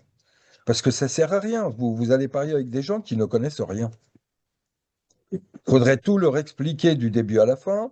Deux, ils ne sont même pas réceptifs. Ils ne sont même pas réceptifs. C'est une perte de temps en soi. Vous voulez leur donner des arguments, vous allez donner des arguments, ça ne changera rien. Ça ne changera rien du tout. Quelqu'un qui n'est pas réceptif, c'est du temps perdu. C'est frustrant parce qu'en fait, toute la beauté qu'il y a derrière l'histoire, après la séparation, et ensuite la réunion, du coup, c'est comme si les gens passaient à côté, en fait, de cette Mais beauté. ils passent à côté. Ils passent à côté. Regardez, là, par exemple, on est en plein mois de Ramadan. Donc, il y a un hadith qui dit, celui qui fait la Umrah pendant le mois de Ramadan, c'est comme s'il avait un pèlerinage. Donc, aujourd'hui, les gens ont une mentalité très commerciale. C'est-à-dire qu'ils vont là-bas pour avoir la récompense. Les récompenses, c'est des commerçants. Et au final, ils vont là-bas, ils arrivent, et ils étaient plus de 10 millions. Et ils vont vous dire quoi? Ah, j'ai pu aller, j'aurai de la récompense, positif. Ah, il y avait beaucoup de monde, machallah, regardez, il y a de plus en plus de musulmans, etc., etc. Moi, j'ai un œil inverse. C'est pas parce qu'il y en a plus, la quantité, qu'il y a la qualité. On a été à la Umrah il n'y a pas longtemps, les comportements sont bestiaux. Deux, on est traité comme du bétail. Il y a du béton partout, partout, il n'y a que du béton et du commerce. Et qu'est-ce qu'ils font? Ils font du chiffre d'affaires. Plus il y a de monde, plus ça rapporte. Et on nous entasse comme du bétail dans une bétaillère. Faut aller sur place pour savoir ce que c'est quand vous avez des millions et des millions de personnes entassées dans un même endroit. Même les rites, vous ne pouvez plus les faire. Vous voulez approcher de la pierre noire, c'est de la sauvagerie. Donc à partir de là, oui, question, est-ce que ça, c'est encore de l'islam? Est-ce qu'un lieu comme ça, que l'on a bétonné de partout, est encore un centre spirituel? Donc après, oui, c'est la vision que l'on a des choses. Il y a beaucoup de gens qui vont vous dire, ah, machallah, il y a beaucoup de musulmans, c'est formidable. Moi, j'ai pas le même œil, moi. J'ai pas le même œil. Quand vous voulez accrocher de la pierre noire, on vous mord. Du bétail, des sauvages. Ils mordent, ils griffent. J'avais l'impression qu'il y avait Wolverine, là, dans le Tawaf. Vous sortez de là-bas, vous avez des déchirures, des griffures et des morsures. Et là, je parle d'un témoignage vivant. Oui, c'est triste. Oui, c'est triste. Oui, c'est triste. Mais c'est la réalité. Et c'est ça le propre des lieux spirituels. Et en ça, la Mecque garde toute sa sacralité, c'est qu'elle vous renvoie une image réelle du monde. Il y a des gens qui sont tellement ignorants, la grande majorité vient d'Asie, la grande majorité sont des illettrés. Ils savent ni lire ni écrire. On lit la peur sur leur visage. Quand ils doivent aller aux toilettes, ils ont tellement peur de s'éloigner, de se perdre, tellement il y a de monde, ils sont incapables de retrouver leur propre hôtel. Qu'est-ce qu'ils font? Ils font pipi dans le mataf. Là où on fait le tawaf, là, ils s'abaissent, ils font pipi là-bas. Non, le constat, encore une fois, faut-il être capable de le faire de manière dépassionnée, sans émotion, réelle. Et à partir de là, oui, le niveau, il est d'une médiocrité sans nom. Sans nom. Sans nom. Quand on voit des youtubeurs qui ont des centaines de milliers de vues, et quand vous voyez les messages qu'ils essayent de faire passer, c'est d'une médiocrité sans nom. Sans nom. C'est d'une bassesse, c'est tout sauf l'islam. L'islam est avant tout intelligence. Le prophète nous sort de l'ignorance, la jahiliya, pour nous amener à la connaissance. Aujourd'hui, on est revenu à la jahiliya. C'est l'épreuve, ouais. Voilà. Maintenant, la scène internationale nous le dit aussi. Ça chante communauté, Ummah partout, et on voit ô combien ils sont prêts à se trahir tous en 5 minutes, si besoin. Ce ne sont que des questions d'intérêt personnel, etc. Mais bon, en soi, Audrey, c'est l'histoire du monde. Avant les musulmans, toutes les civilisations sont passées par ce même constat. Vous savez, une civilisation comme la Rome antique, qui s'est écroulée, c'est pas pour rien. C'est pas pour rien. Une civilisation aussi florissante, aussi, etc., si elle s'est écroulée, c'est pas pour rien. Vous savez, ça, ce qui nous pend au nez, c'est ce qui est arrivé au christianisme. Quand on est en campagne, quand on est en province, vous voyez dans le moindre petit village les belles églises qu'il y avait. Aujourd'hui, elles sont toutes vides. Ils les vendent, nous, dans la région, ils vendent même les églises. Ils les vendent parce qu'il n'y a plus rien, plus personne. Donc oui, c'est un constat. Il est triste, mais encore une fois, l'islam, c'est une quête de vérité, donc c'est aussi être capable de regarder des réalités en face. Et la dégénérescence, elle touche tous les champs, tous les domaines, toutes les religions. Partout. Quand tu parles de tous ces sites, nous en campagne, là, c'est une réalité qui est effroyable. Quand on voit tous ces lieux de culte, des magnifiques chapelles, mais quand je dis des magnifiques, vraiment des beaux sites, en pierre, et le moindre petit village a une église, faut voir les tailles, Et on se dit qu'aujourd'hui, tous ces lieux sont vides, mais vides, il n'y a personne. Il y a les cloches, c'est fini. Les dimanches, vous faites un tour, il y a plus rien.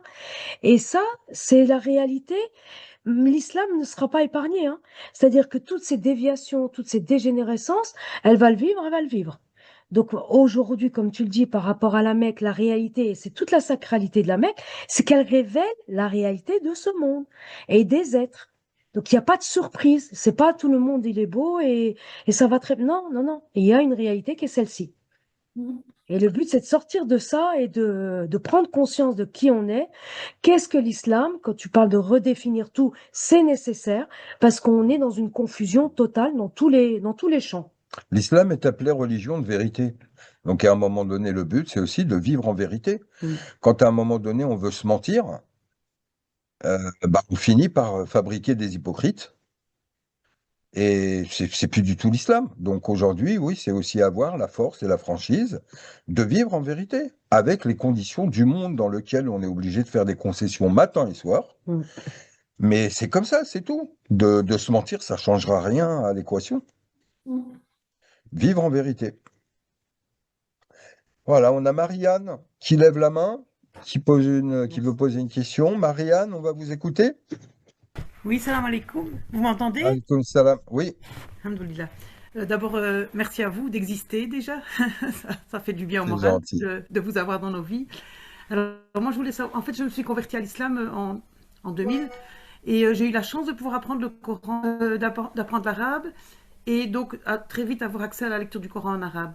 Mais je me rends compte en fait que l'arabe que j'ai appris, c'est l'arabe moderne. Et donc, je me rends compte que ce n'est pas tout à fait l'arabe que les Arabes du moment coranique recevaient au moment de la révélation. Et donc, je voulais savoir où je pourrais trouver, vraiment, je ne sais pas s'il y a un dictionnaire ou quelque chose pour retrouver l'étymologie du moment coranique, si vous voulez. Parce que je me rends compte que, en fait, bon, bien sûr, c'est déjà mieux que de le lire en français, mais en même temps, je me dis que la traduction, c'est déjà du tafsir, c'est pas... Oui, tout à fait. Vous savez, en italien, il y a un dicton qui dit traduire, c'est trahir. Oui, Donc évidemment que le mieux, c'est de passer par la langue arabe. Alors aujourd'hui, quelque chose qui serait capable de réellement travailler sur la réelle étymologie, mais surtout sur la portée profonde, qui permettrait une portée profonde du Coran, j'en connais pas vraiment. Il y a Amel qui est avec nous, qui est spécialiste dans la question, qui a une très bonne maîtrise de l'arabe et qui nous permet justement des fois combien on a d'échanges sur ces questions-là et combien on revoit les formulations coraniques avec une sémantique qui permet d'arriver à des significations beaucoup plus profondes que ce littéralisme moraliste. oui. Bah, je vais vous la passer, elle répondra mieux que moi. Salam alaikum. Alors, j'ai pas très bien compris par rapport à cette notion d'arabe moderne. Parce que l'arabe en soi, il n'y a pas d'arabe moderne et d'arabe de vieux arabe. C'est-à-dire l'arabe reste l'arabe. Quand on a les bases de l'arabe, c'est déjà bien. C'est-à-dire que les mots n'ont pas changé de sens au fur et à mesure du temps. Maintenant, c'est la compréhension des mots qui va changer. C'est-à-dire que il y a des personnes qui ont appris, par exemple, de l'arabe pour voyager dans les pays arabes, mais l'arabe coranique, par excellence, va utiliser un langage qui va être commun même à notre façon de parler, mais il faut avoir la possibilité de pouvoir aller à la racine verbale. Donc la racine verbale, il y a une seule personne à ma connaissance en français qui a pu faire ce travail-là, mais ça reste encore, on va dire, limité. C'est Glotton qui a fait un dictionnaire avec racine verbale, avec des mots qui ont du sens et qui pourraient être un début. Maintenant, si vous maîtrisez l'arabe, donc vous pouvez aller déjà à la source, parce qu'il y a beaucoup de travaux d'exégèse ou de travail sémantique et linguistique du Coran, et c'est une approche on va dire, d'exégèse qui est la plus intéressante à mon sens. C'est-à-dire que passer par l'explication du Coran, par le biais de la racine du mot, reste ce qui, on va dire, va nous ouvrir beaucoup plus de portes. Sachant qu'il faut connaître, bien sûr, on va dire, les asbab nuzul, comment on dit en français, asbab nuzul, Les causes de révélation. voilà, asbab nuzul, les causes de la descente, ainsi de suite. Donc, il y a Zamarchari qui a fait un travail fabuleux sur ça.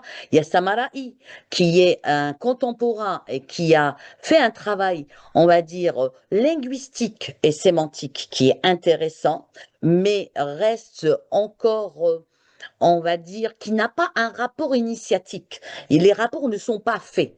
C'est-à-dire, mais ça peut être une base de travail qui est intéressante. Donc, tout ce travail-là, on est en train de le faire, de le synthétiser, parce que la problématique, c'est qu'il y a tellement d'œuvres à traduire et à synthétiser, parce qu'on est dans une société qui ne va pas faire l'effort d'aller chercher les sources et d'aller, on va dire, faire un travail de 2, 3, 4, 5 ans. Parce que le Coran, c'est un océan sans rivage. Donc, pouvoir, on va dire, euh, avoir ces compétences-là, ça nécessite quand même beaucoup de travail. Donc, il y a une thématique qui est en train on va dire, d'être travaillée, parce que c'est beaucoup de boulot qu'on fait avec Sidi Slimane et moi, qui va faire un genre de protocole, c'est-à-dire quelles sont les bases à avoir pour pouvoir aborder le Coran, qu'est-ce qui est nécessaire, sachant que la maîtrise de l'arabe reste le premier critère. Donc, et après, c'est-à-dire qu'est-ce qu'il y a besoin pour pouvoir aborder ce Coran-là par soi-même, pour ne plus aller chercher Pierre, Paul, Jacques pour me dire que veut dire ce verset-là. Et ça, c'est important.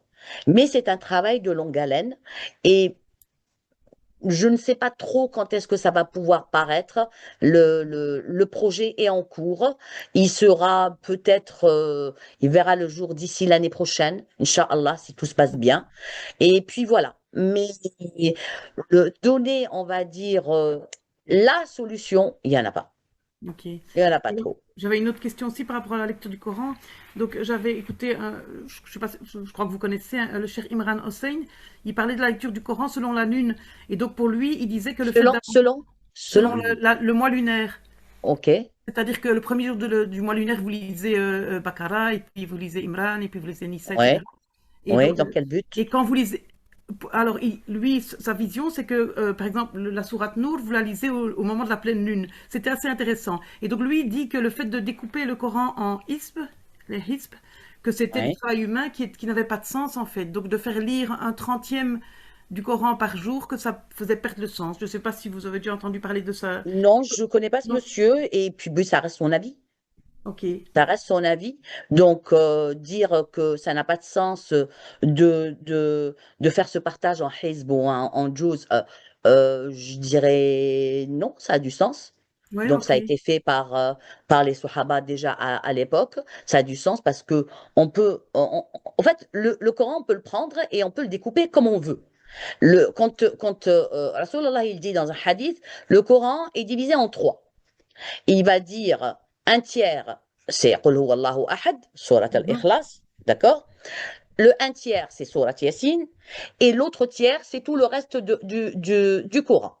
Ok. Donc, si avec ce découpage, tu lis trois fois Qul huwallahu ahad, tu viens de faire tout le Coran. Tu lis trois fois surat Yasin, tu viens de faire le Coran. Donc, c'est un partage, d'accord? Mhm. Maintenant, le partage des 30 juz est logique parce qu'on a un mois lunaire qui est entre 29 et 30. Donc, si on lit un juz par jour, ça nous permet de faire une clôture. Donc, c'est toujours des découpages qui vont nous faciliter la vie, mais on peut en faire un découpage en 7, en 10, comme on veut, au fait. Ok. Donc, mais cette lecture en fonction de la lune, je vois pas très bien pourquoi. D'accord? Parce que le Asbab Nuzul n'en parle pas. On a cette notion aussi de Suwar al-Makkiya ou al-Madaniya, Mhm. donc qui vont être celles qui sont descendues à la Mecque, celles qui sont descendues à Médine. Il y a beaucoup de découpages, on va dire, mais celui de lire telle sourate en fonction de telle lune ou telle lune, j'avoue que j'en ai jamais entendu parler. Ok. Ok. Voilà. J'ai une dernière question pour vous tous, mais vous n'êtes pas obligés de répondre. Comment est-ce que vous faites tous pour arriver à ce niveau de connaissance qui est le vôtre? Est-ce que vous avez tous suivi une initiation? Enfin bon, moi je suis un peu jalouse en fait, parce que vous arrivez à des degrés tellement élevés. Enfin, c'est beau et en même temps, moi j'écoute, hein, j'écoute vos cours et après je les oublie en fait. Ou je sais pas, je sais pas trop comment vous arrivez à ça. Dites-moi un Moi, peu, je si vous voulez dirais ça, bien. c'est min fadlillah. Min fadlillah. Voilà, ça, c'est min fadlillah. Ok. Voilà, et je donne la parole aux autres. C'est aussi, ce fadl, c'est pas quelque chose d'abstrait. C'est qu'en fait, en nous, c'est beaucoup de travail, beaucoup de voyages, beaucoup de rencontres, beaucoup de questionnements, beaucoup de chemins de vie. Et ça se passe, le fadl d'Allah se transfère, se traduit par l'amour qu'Allah Ah, a mis en nous de lui d'accord. et qui est la recherche, qui est une quête, qui Mhm. est le fait d'avoir une quête de vérité, avoir le besoin de réponse à nos vies, le sens de la vie. Pourquoi je vis? Je commence à vieillir, je commence à... Il y a la porte de la sortie qui se pointe à l'horizon. Pourquoi cette vie? Pourquoi elle finit? Qu'est-ce qu'on a à faire? Tout à l'heure, Franck parlait des priorités. Où sont les vraies priorités de la vie? Et c'est sûr que d'âge en âge, entre 20 ans et 40 ans, on n'a pas les mêmes priorités de vie, on n'a pas la même vision de la vie. Ça nous change. Quand on arrive à 60 ans, on a aussi une autre vision de la vie. Et l'essentiel, c'est de pouvoir sortir de cette vie en ayant trouvé ce qu'on est venu y chercher, ce pourquoi Allah nous a mis sur cette terre. Et c'est de nombreux questionnements. Mais déjà, au moment où il y a les questions, C'est déjà le début d'une quête, parce qu'on est en attente d'une réponse. Maintenant, c'est quel est le caractère de la réponse que l'on attend? Est-ce que c'est vital? Or, il y a un âge où ça devient vital. Oui, c'est ça. Mais je Il y voulais a un demander âge où aussi. on se dit on a le temps, et il y a un âge où on se dit j'ai plus le temps. Oui. Je vais Et donc, du coup, ajouter je voulais demander à Monsieur Rachid aussi, qui est très intéressant, parce qui est plus jeune. Euh, mais alors, en fait, est-ce que vous avez suivi une initiation? Une quoi? Une initiation? Vous avez eu un maître ou comment ça se passe pour arriver à... Voilà, c'est des questions que c'est un petit peu intime, on va dire, Oui, mais ok. je Mais vais bon, je répondre, réponds. je vais répondre généralement. Oui, il y a bien entendu une quête de ma part et puis un cheminement que, que je me suis laissé suivre. Ok. Voilà. Alhamdoulilah. Après, c'est comme disait Lala Amel juste avant, le mot qui convient le mieux, c'est le fadl. Et Hmm.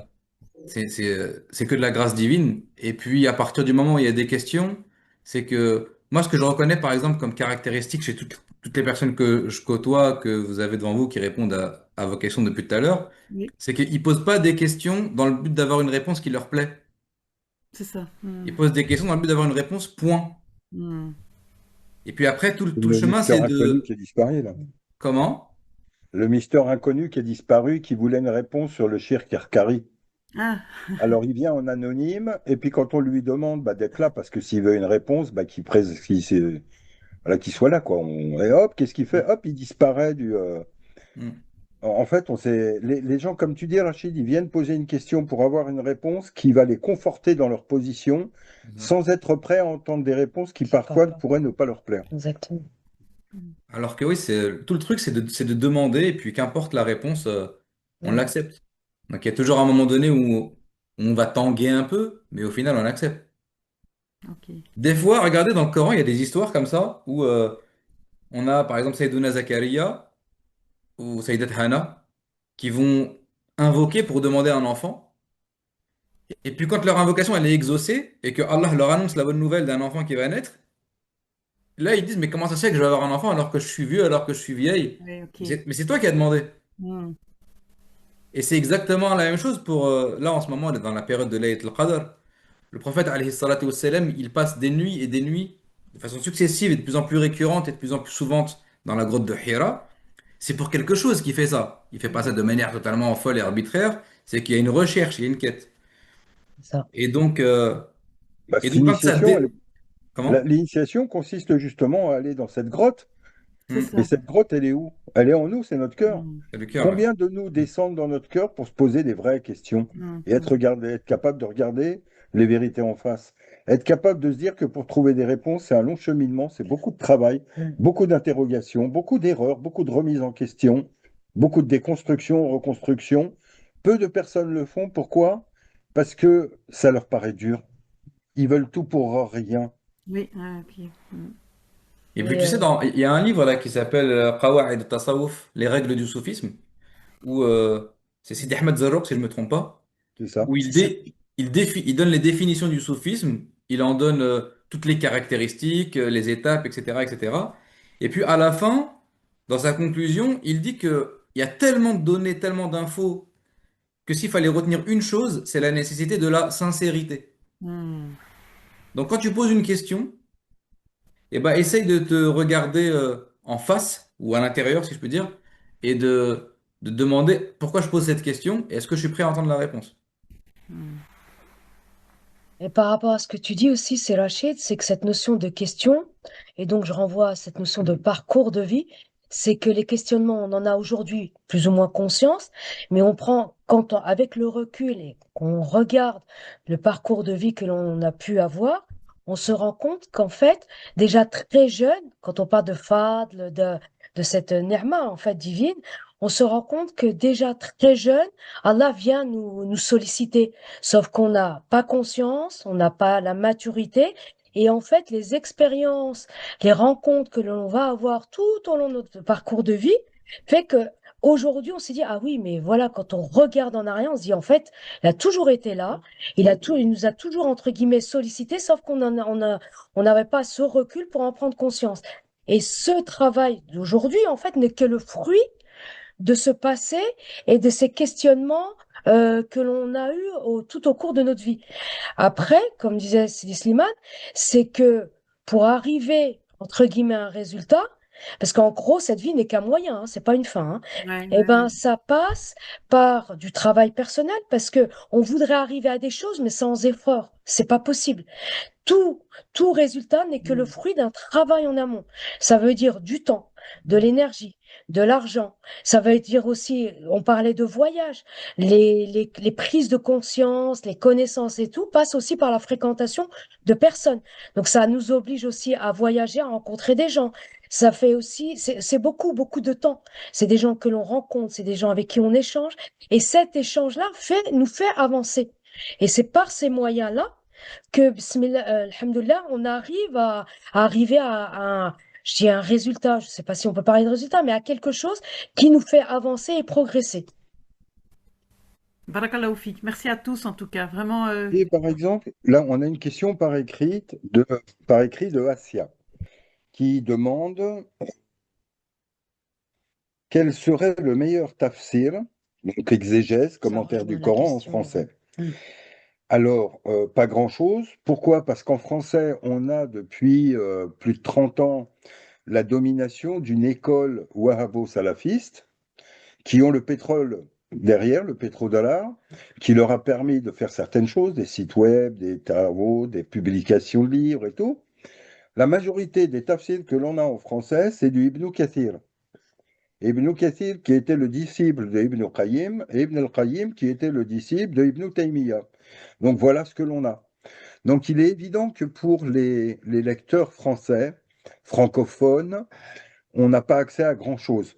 Alors avec Amel, on est en train de travailler sur un projet comme ça, de commentaires sur certains versets du Coran. Mais en soi, voilà le gros problème qu'on a aujourd'hui, c'est qu'on a accès à des choses qui émanent toujours d'une même école de pensée, qui est le salafisme, le wahhabisme, qui a formaté les esprits, qui est très moraliste, qui est très réducteur, qui est bourré d'erreurs. Donc à partir de là, encore une fois, oui, cette notion d'effort dont on parlait, c'est l'effort d'apprendre l'arabe. Parce qu'en arabe, il y a des tafsirs très intéressants. Il y en a un qui n'est pas loin de nous, quasi contemporain, celui de Ibn Ajiba, qui s'appelle Bahr al-Madid, qui est très intéressant. Vous avez celui de El-Qailwani, par exemple, qui est très intéressant également. Il y en a Al-Alousi, mais tout ça, c'est en arabe. En français, il n'y a quasi rien. En français, les trucs qu'on a d'Ibn Kathir, ça vole vraiment pas très haut. Paraphrase. Et c'est là qu'il y a le problème. Or, aujourd'hui, pour essayer, euh, quelque part, d'apprendre l'arabe suffisamment, pour avoir accès à ces tafsirs en langue arabe, c'est des années de travail. Or, la majorité des gens ne sont pas prêts à faire ce travail. Ne sont pas prêts.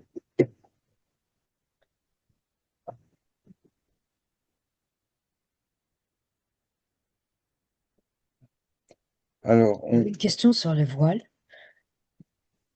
bah vas-y. Attends, je vois plus.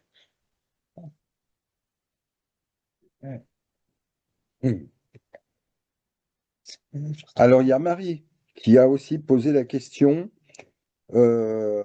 pour les livres qu'on recommanderait en lecture de René Guénon et notamment l'ordre de préférence pour cette lecture. Alors, personnellement, j'ai fait 3 tomes sur Guénon. Tome 1, sa vie, tome 2, son œuvre, tome 3, après sa mort, les suites. Dans le tome 2, je fais déjà un grand résumé de son œuvre, les lignes directrices, les axes principaux. Donc je le conseille, ça va beaucoup aider à aborder la lecture de Guénon. Et dedans, je donne également des conseils de l'ordre de lecture. Donc je renvoie au tome 2 que j'ai fait sur cette trilogie concernant René Guénon. Qu'est-ce qu'on a aussi comme question? Je retrouve pas sur les- Alors là, c'est toujours monsieur anonyme, là. Il y a des voiles. Oui, il y a une question concernant des voiles, tu retrouves? C'est plus bas. Mais de toute façon, la réponse, elle est dans la question. C'est Alors, pas vas-y. Katichou, je crois. Oui, c'est ça. C'est Ça doit être ça, ouais. Ouais. Ouais, ça m'avait marqué. Bon, est-ce que tu la retrouves? Alors, qu'est-ce qu'elle a dit?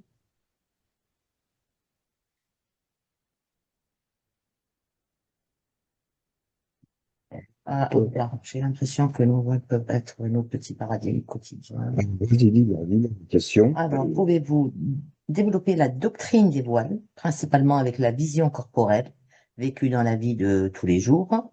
J'ai l'impression que nos voiles peuvent être nos petits paradigmes quotidiens, nos souvenirs, nos projections. Nous avons tous plusieurs voiles, mais ils ne passent devant notre conscience que l'un après l'autre.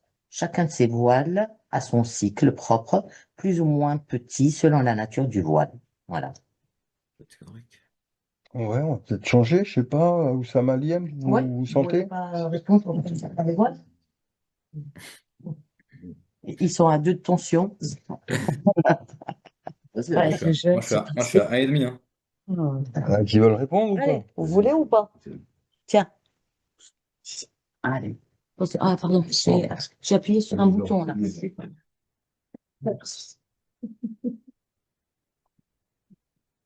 Salam alaikum. La question, donc, c'était, est-ce que, donc, la doctrine Voilà, des voiles, est-ce que nos petits tracas quotidiens ne sont pas des voiles, c'est ça? c'est ça, en gros. C'est une bonne question. Alors, qu'est-ce qui nous voile? Merci. Ouais. Est-ce que nos petits tracas quotidiens sont des voiles vis-à-vis d'Allah? Bah, c'est les deux, en fait. C'est des voiles et en même temps, c'est ce qui doit nous amener à Allah. Paradoxalement, le voile, c'est aussi ce qui révèle. Par exemple, si on peut imaginer comme des dessins animés, quand il y a un fantôme, si tu jettes un voile sur le fantôme, tu vas pouvoir avoir la forme du fantôme, parce que le fantôme en lui-même, il est sans forme. Donc le voile, d'un côté, ça couvre, et d'un côté, ça révèle. Donc oui, les petits tracas du quotidien, bah, tu peux te retrouver dans des bouchons, et là, d'un coup, tu fais preuve d'impatience, donc ça te révèle l'impatience contenue dans ton âme, qui est un des voiles, une des choses qui te voilent de la grande paix divine, par exemple. Donc oui, la doctrine des voiles, en fait, oui, c'est au quotidien. Chaque seconde, c'est une diapositive avec plus ou moins de voiles, plus ou moins de filtres, où on voit plus ou moins clairement la présence divine. Voilà, tout simplement. Hmm. Tu veux rajouter quelque chose? Ouais. Salam alaikum, tout simplement pour ajouter un petit élément. Euh, Cette notion de voile qui revient surtout par rapport à la femme dans la communauté musulmane d'aujourd'hui, où si tu n'as pas le voile, tu n'es peut-être même pas considéré comme musulmane, ou tu n'es pas considéré comme pouvant potentiellement entrer au paradis, parce que, etc., etc. Alors que il faut revenir pour la femme, là, sur la fonction du voile. Mais la fonction du voile par rapport à la femme, elle est comme la fonction des tenues larges et amples que peuvent aussi porter les hommes comme les femmes, ou les capuches qu'on a aussi sur les vêtements traditionnels, qui ont une fonction. Et la fonction de ces voiles est de voiler notre individualité, où en fait on a tous des vêtements amples on perd notre individualité pour rentrer dans, pour se rapprocher de cette informalité. Et voiler l'individualité, euh, c'est voiler les caractéristiques de l'ego qui veut dominer, qui veut imposer sa volonté, qui veut imposer sa grille de lecture, qui veut imposer sa vision du monde, etc., etc. Et en fait, si porter un voile, en fait, je trouve que la fonction du voile dans la communauté musulmane d'aujourd'hui, elle est là pour affirmer une individualité, pour montrer que je suis pas comme les autres, pour montrer que je suis mieux que les autres, pour montrer que moi je mérite le paradis, etc.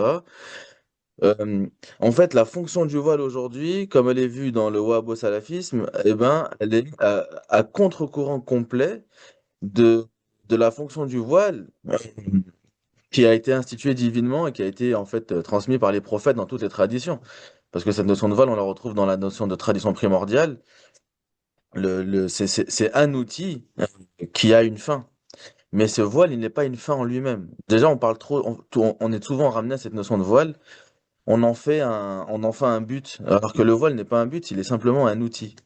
Voilà. Et si aujourd'hui, dans notre société, avoir un voile, le voile, il te permet d'être imperceptible dans la masse. Parce que quand tu perds ton individualité, tu es fondu dans la masse. Tu es fondu, mais non confondu.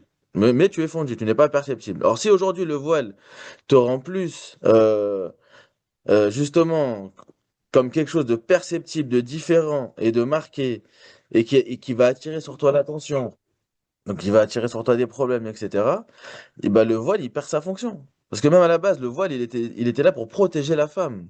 Il n'était pas là pour lui nuire. Donc si aujourd'hui le voile te nuit, il ne répond plus à la fonction pour laquelle le prophète l'a revivifié. Donc, donc il faut bien différencier tout ça. Il faut bien différencier tout ça et effectivement revenir à l'essentiel. Ne, ne, ne tombez pas dans ces pièges de culpabilité que Shaitan y met dans la tête des gens, de se dire je ne porte pas le voile, je ne suis pas quelqu'un de bien, je ne porte pas le voile, je ne suis pas, etc. Ça, c'est du moralisme, du moralisme bidon à 2 balles. Et ça, c'est complètement du piège satanique qui t'enferme dans cette dualité de bien et de mal, de paradis et d'enfer. Je mérite le paradis, etc. Si tu ne portes pas le voile, tu es quelqu'un de l'enfer. Ça, c'est être enfermé dans une dualité.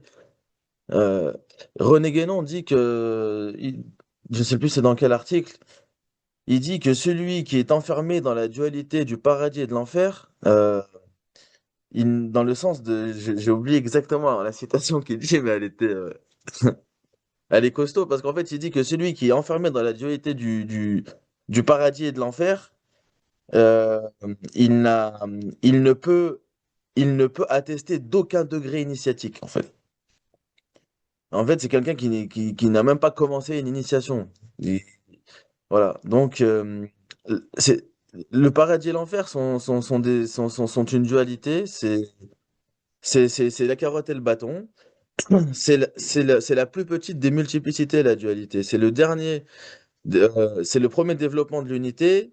Et dans la phase de retour, c'est les derniers éléments à résorber avant d'entrer dans l'unité, dans le tawhid divin. Et Shaitan, c'est là qu'il nous attend. C'est là qu'il nous attend, il veut nous enfermer dans cette dualité. Donc le voile, c'est avec toute chose dans ce monde qui est manifesté, toute chose est relative. Allah est absolu. Les principes divins sont absolus. Donc tous ces éléments, ces outils, ils ont une facette, ils ont des facettes qui peuvent être positives, des facettes qui peuvent être négatives. Mais voyez quelles sont les finalités pour comprendre, même si certaines facettes sont négatives, leur finalité positive et comprendre l'harmonie dans le tout. Rajouter un petit truc, 2 minutes.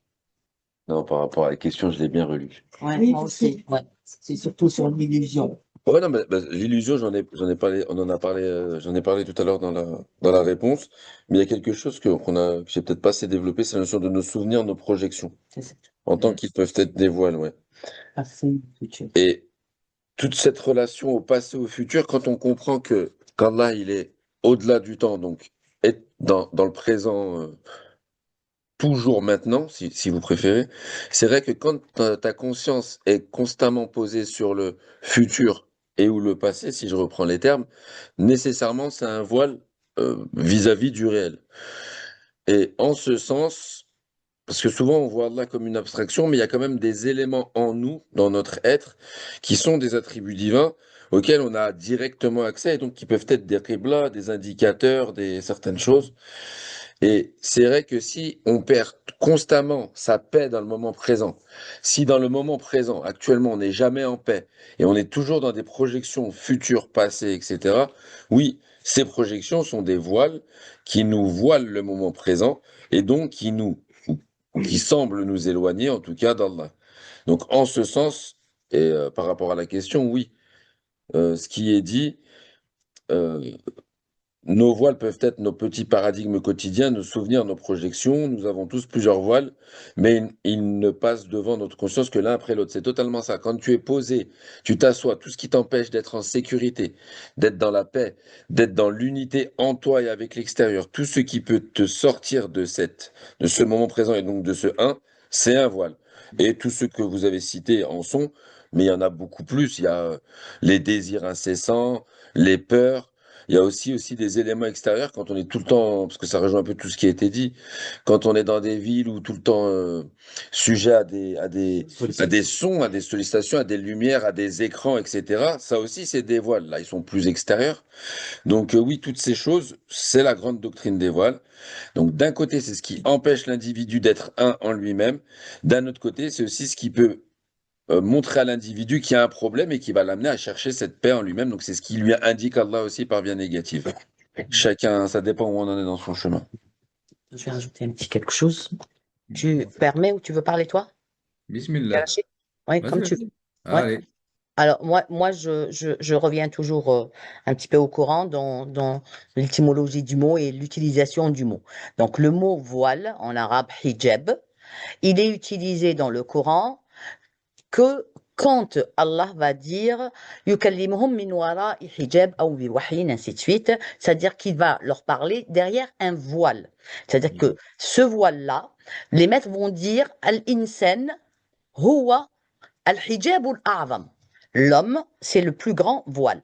Donc, c'est-à-dire que sa forme, Allah subhanahu wa ta'ala, quand il a créé l'homme, il a insufflé de son souffle divin, de son esprit dans Adam, dans cette corporité, dans cette forme-là.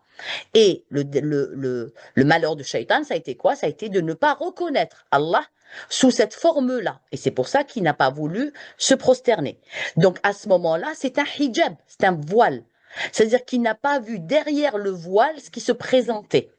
Et ne pas voir derrière le voile, c'est-à-dire que les voiles peuvent être une représentation de l'illusion qu'il faut, on va dire, dépasser pour pouvoir ce qu'il y a derrière, mais c'est aussi une protection. Ça peut être aussi une protection.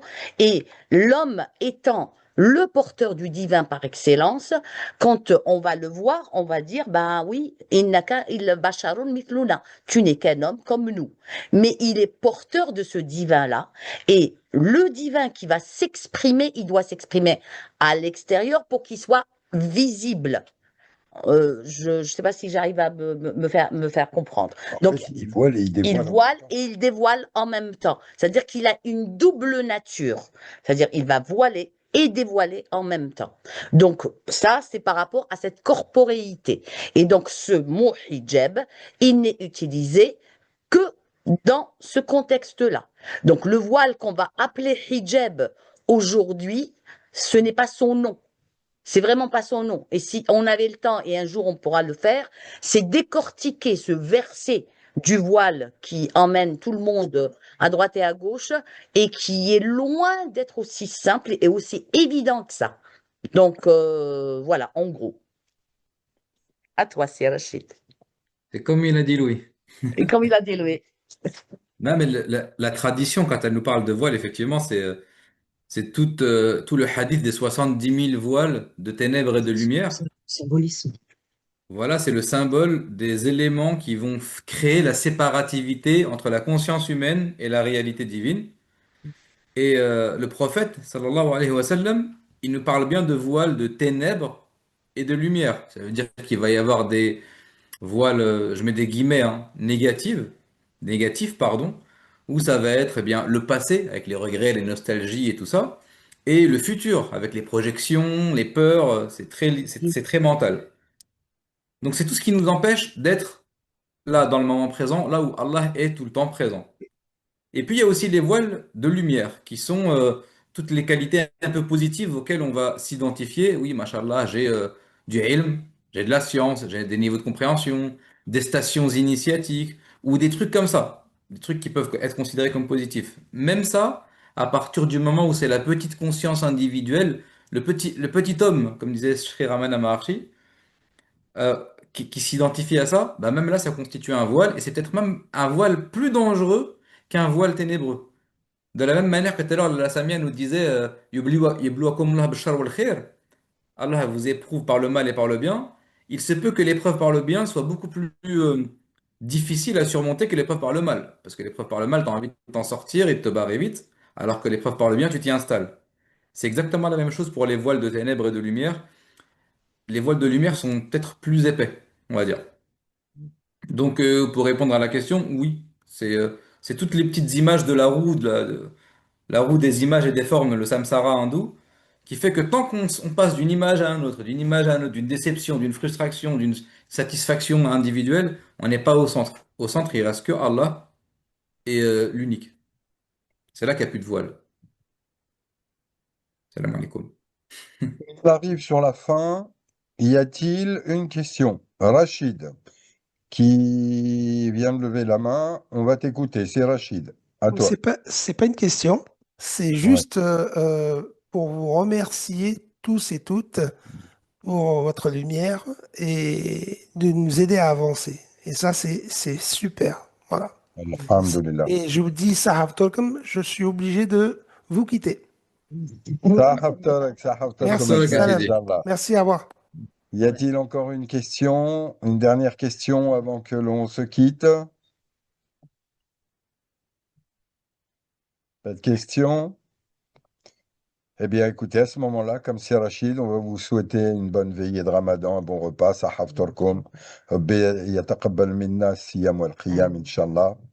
Passez un bon moment, vivez votre Ramadan, intériorisez-le et faites en sorte vraiment d'en tirer tout le bénéfice. Et rappelez-vous que la seule chose qui délivre sur la voie, c'est la connaissance. Donc appliquez-vous à la connaissance. À très bientôt. Donc on le répète, normalement le 9 mai, il y aura une rencontre ici au centre à Sermoyer. Vous recevrez un mail avec des précisions, comment y participer. Donc on vous dit à très vite, Inch'Allah. Au plaisir de vous retrouver. Salam alaikum. Salam. Salam alaikum. Sahafturkum. Sahaf Torkum. C'est la main.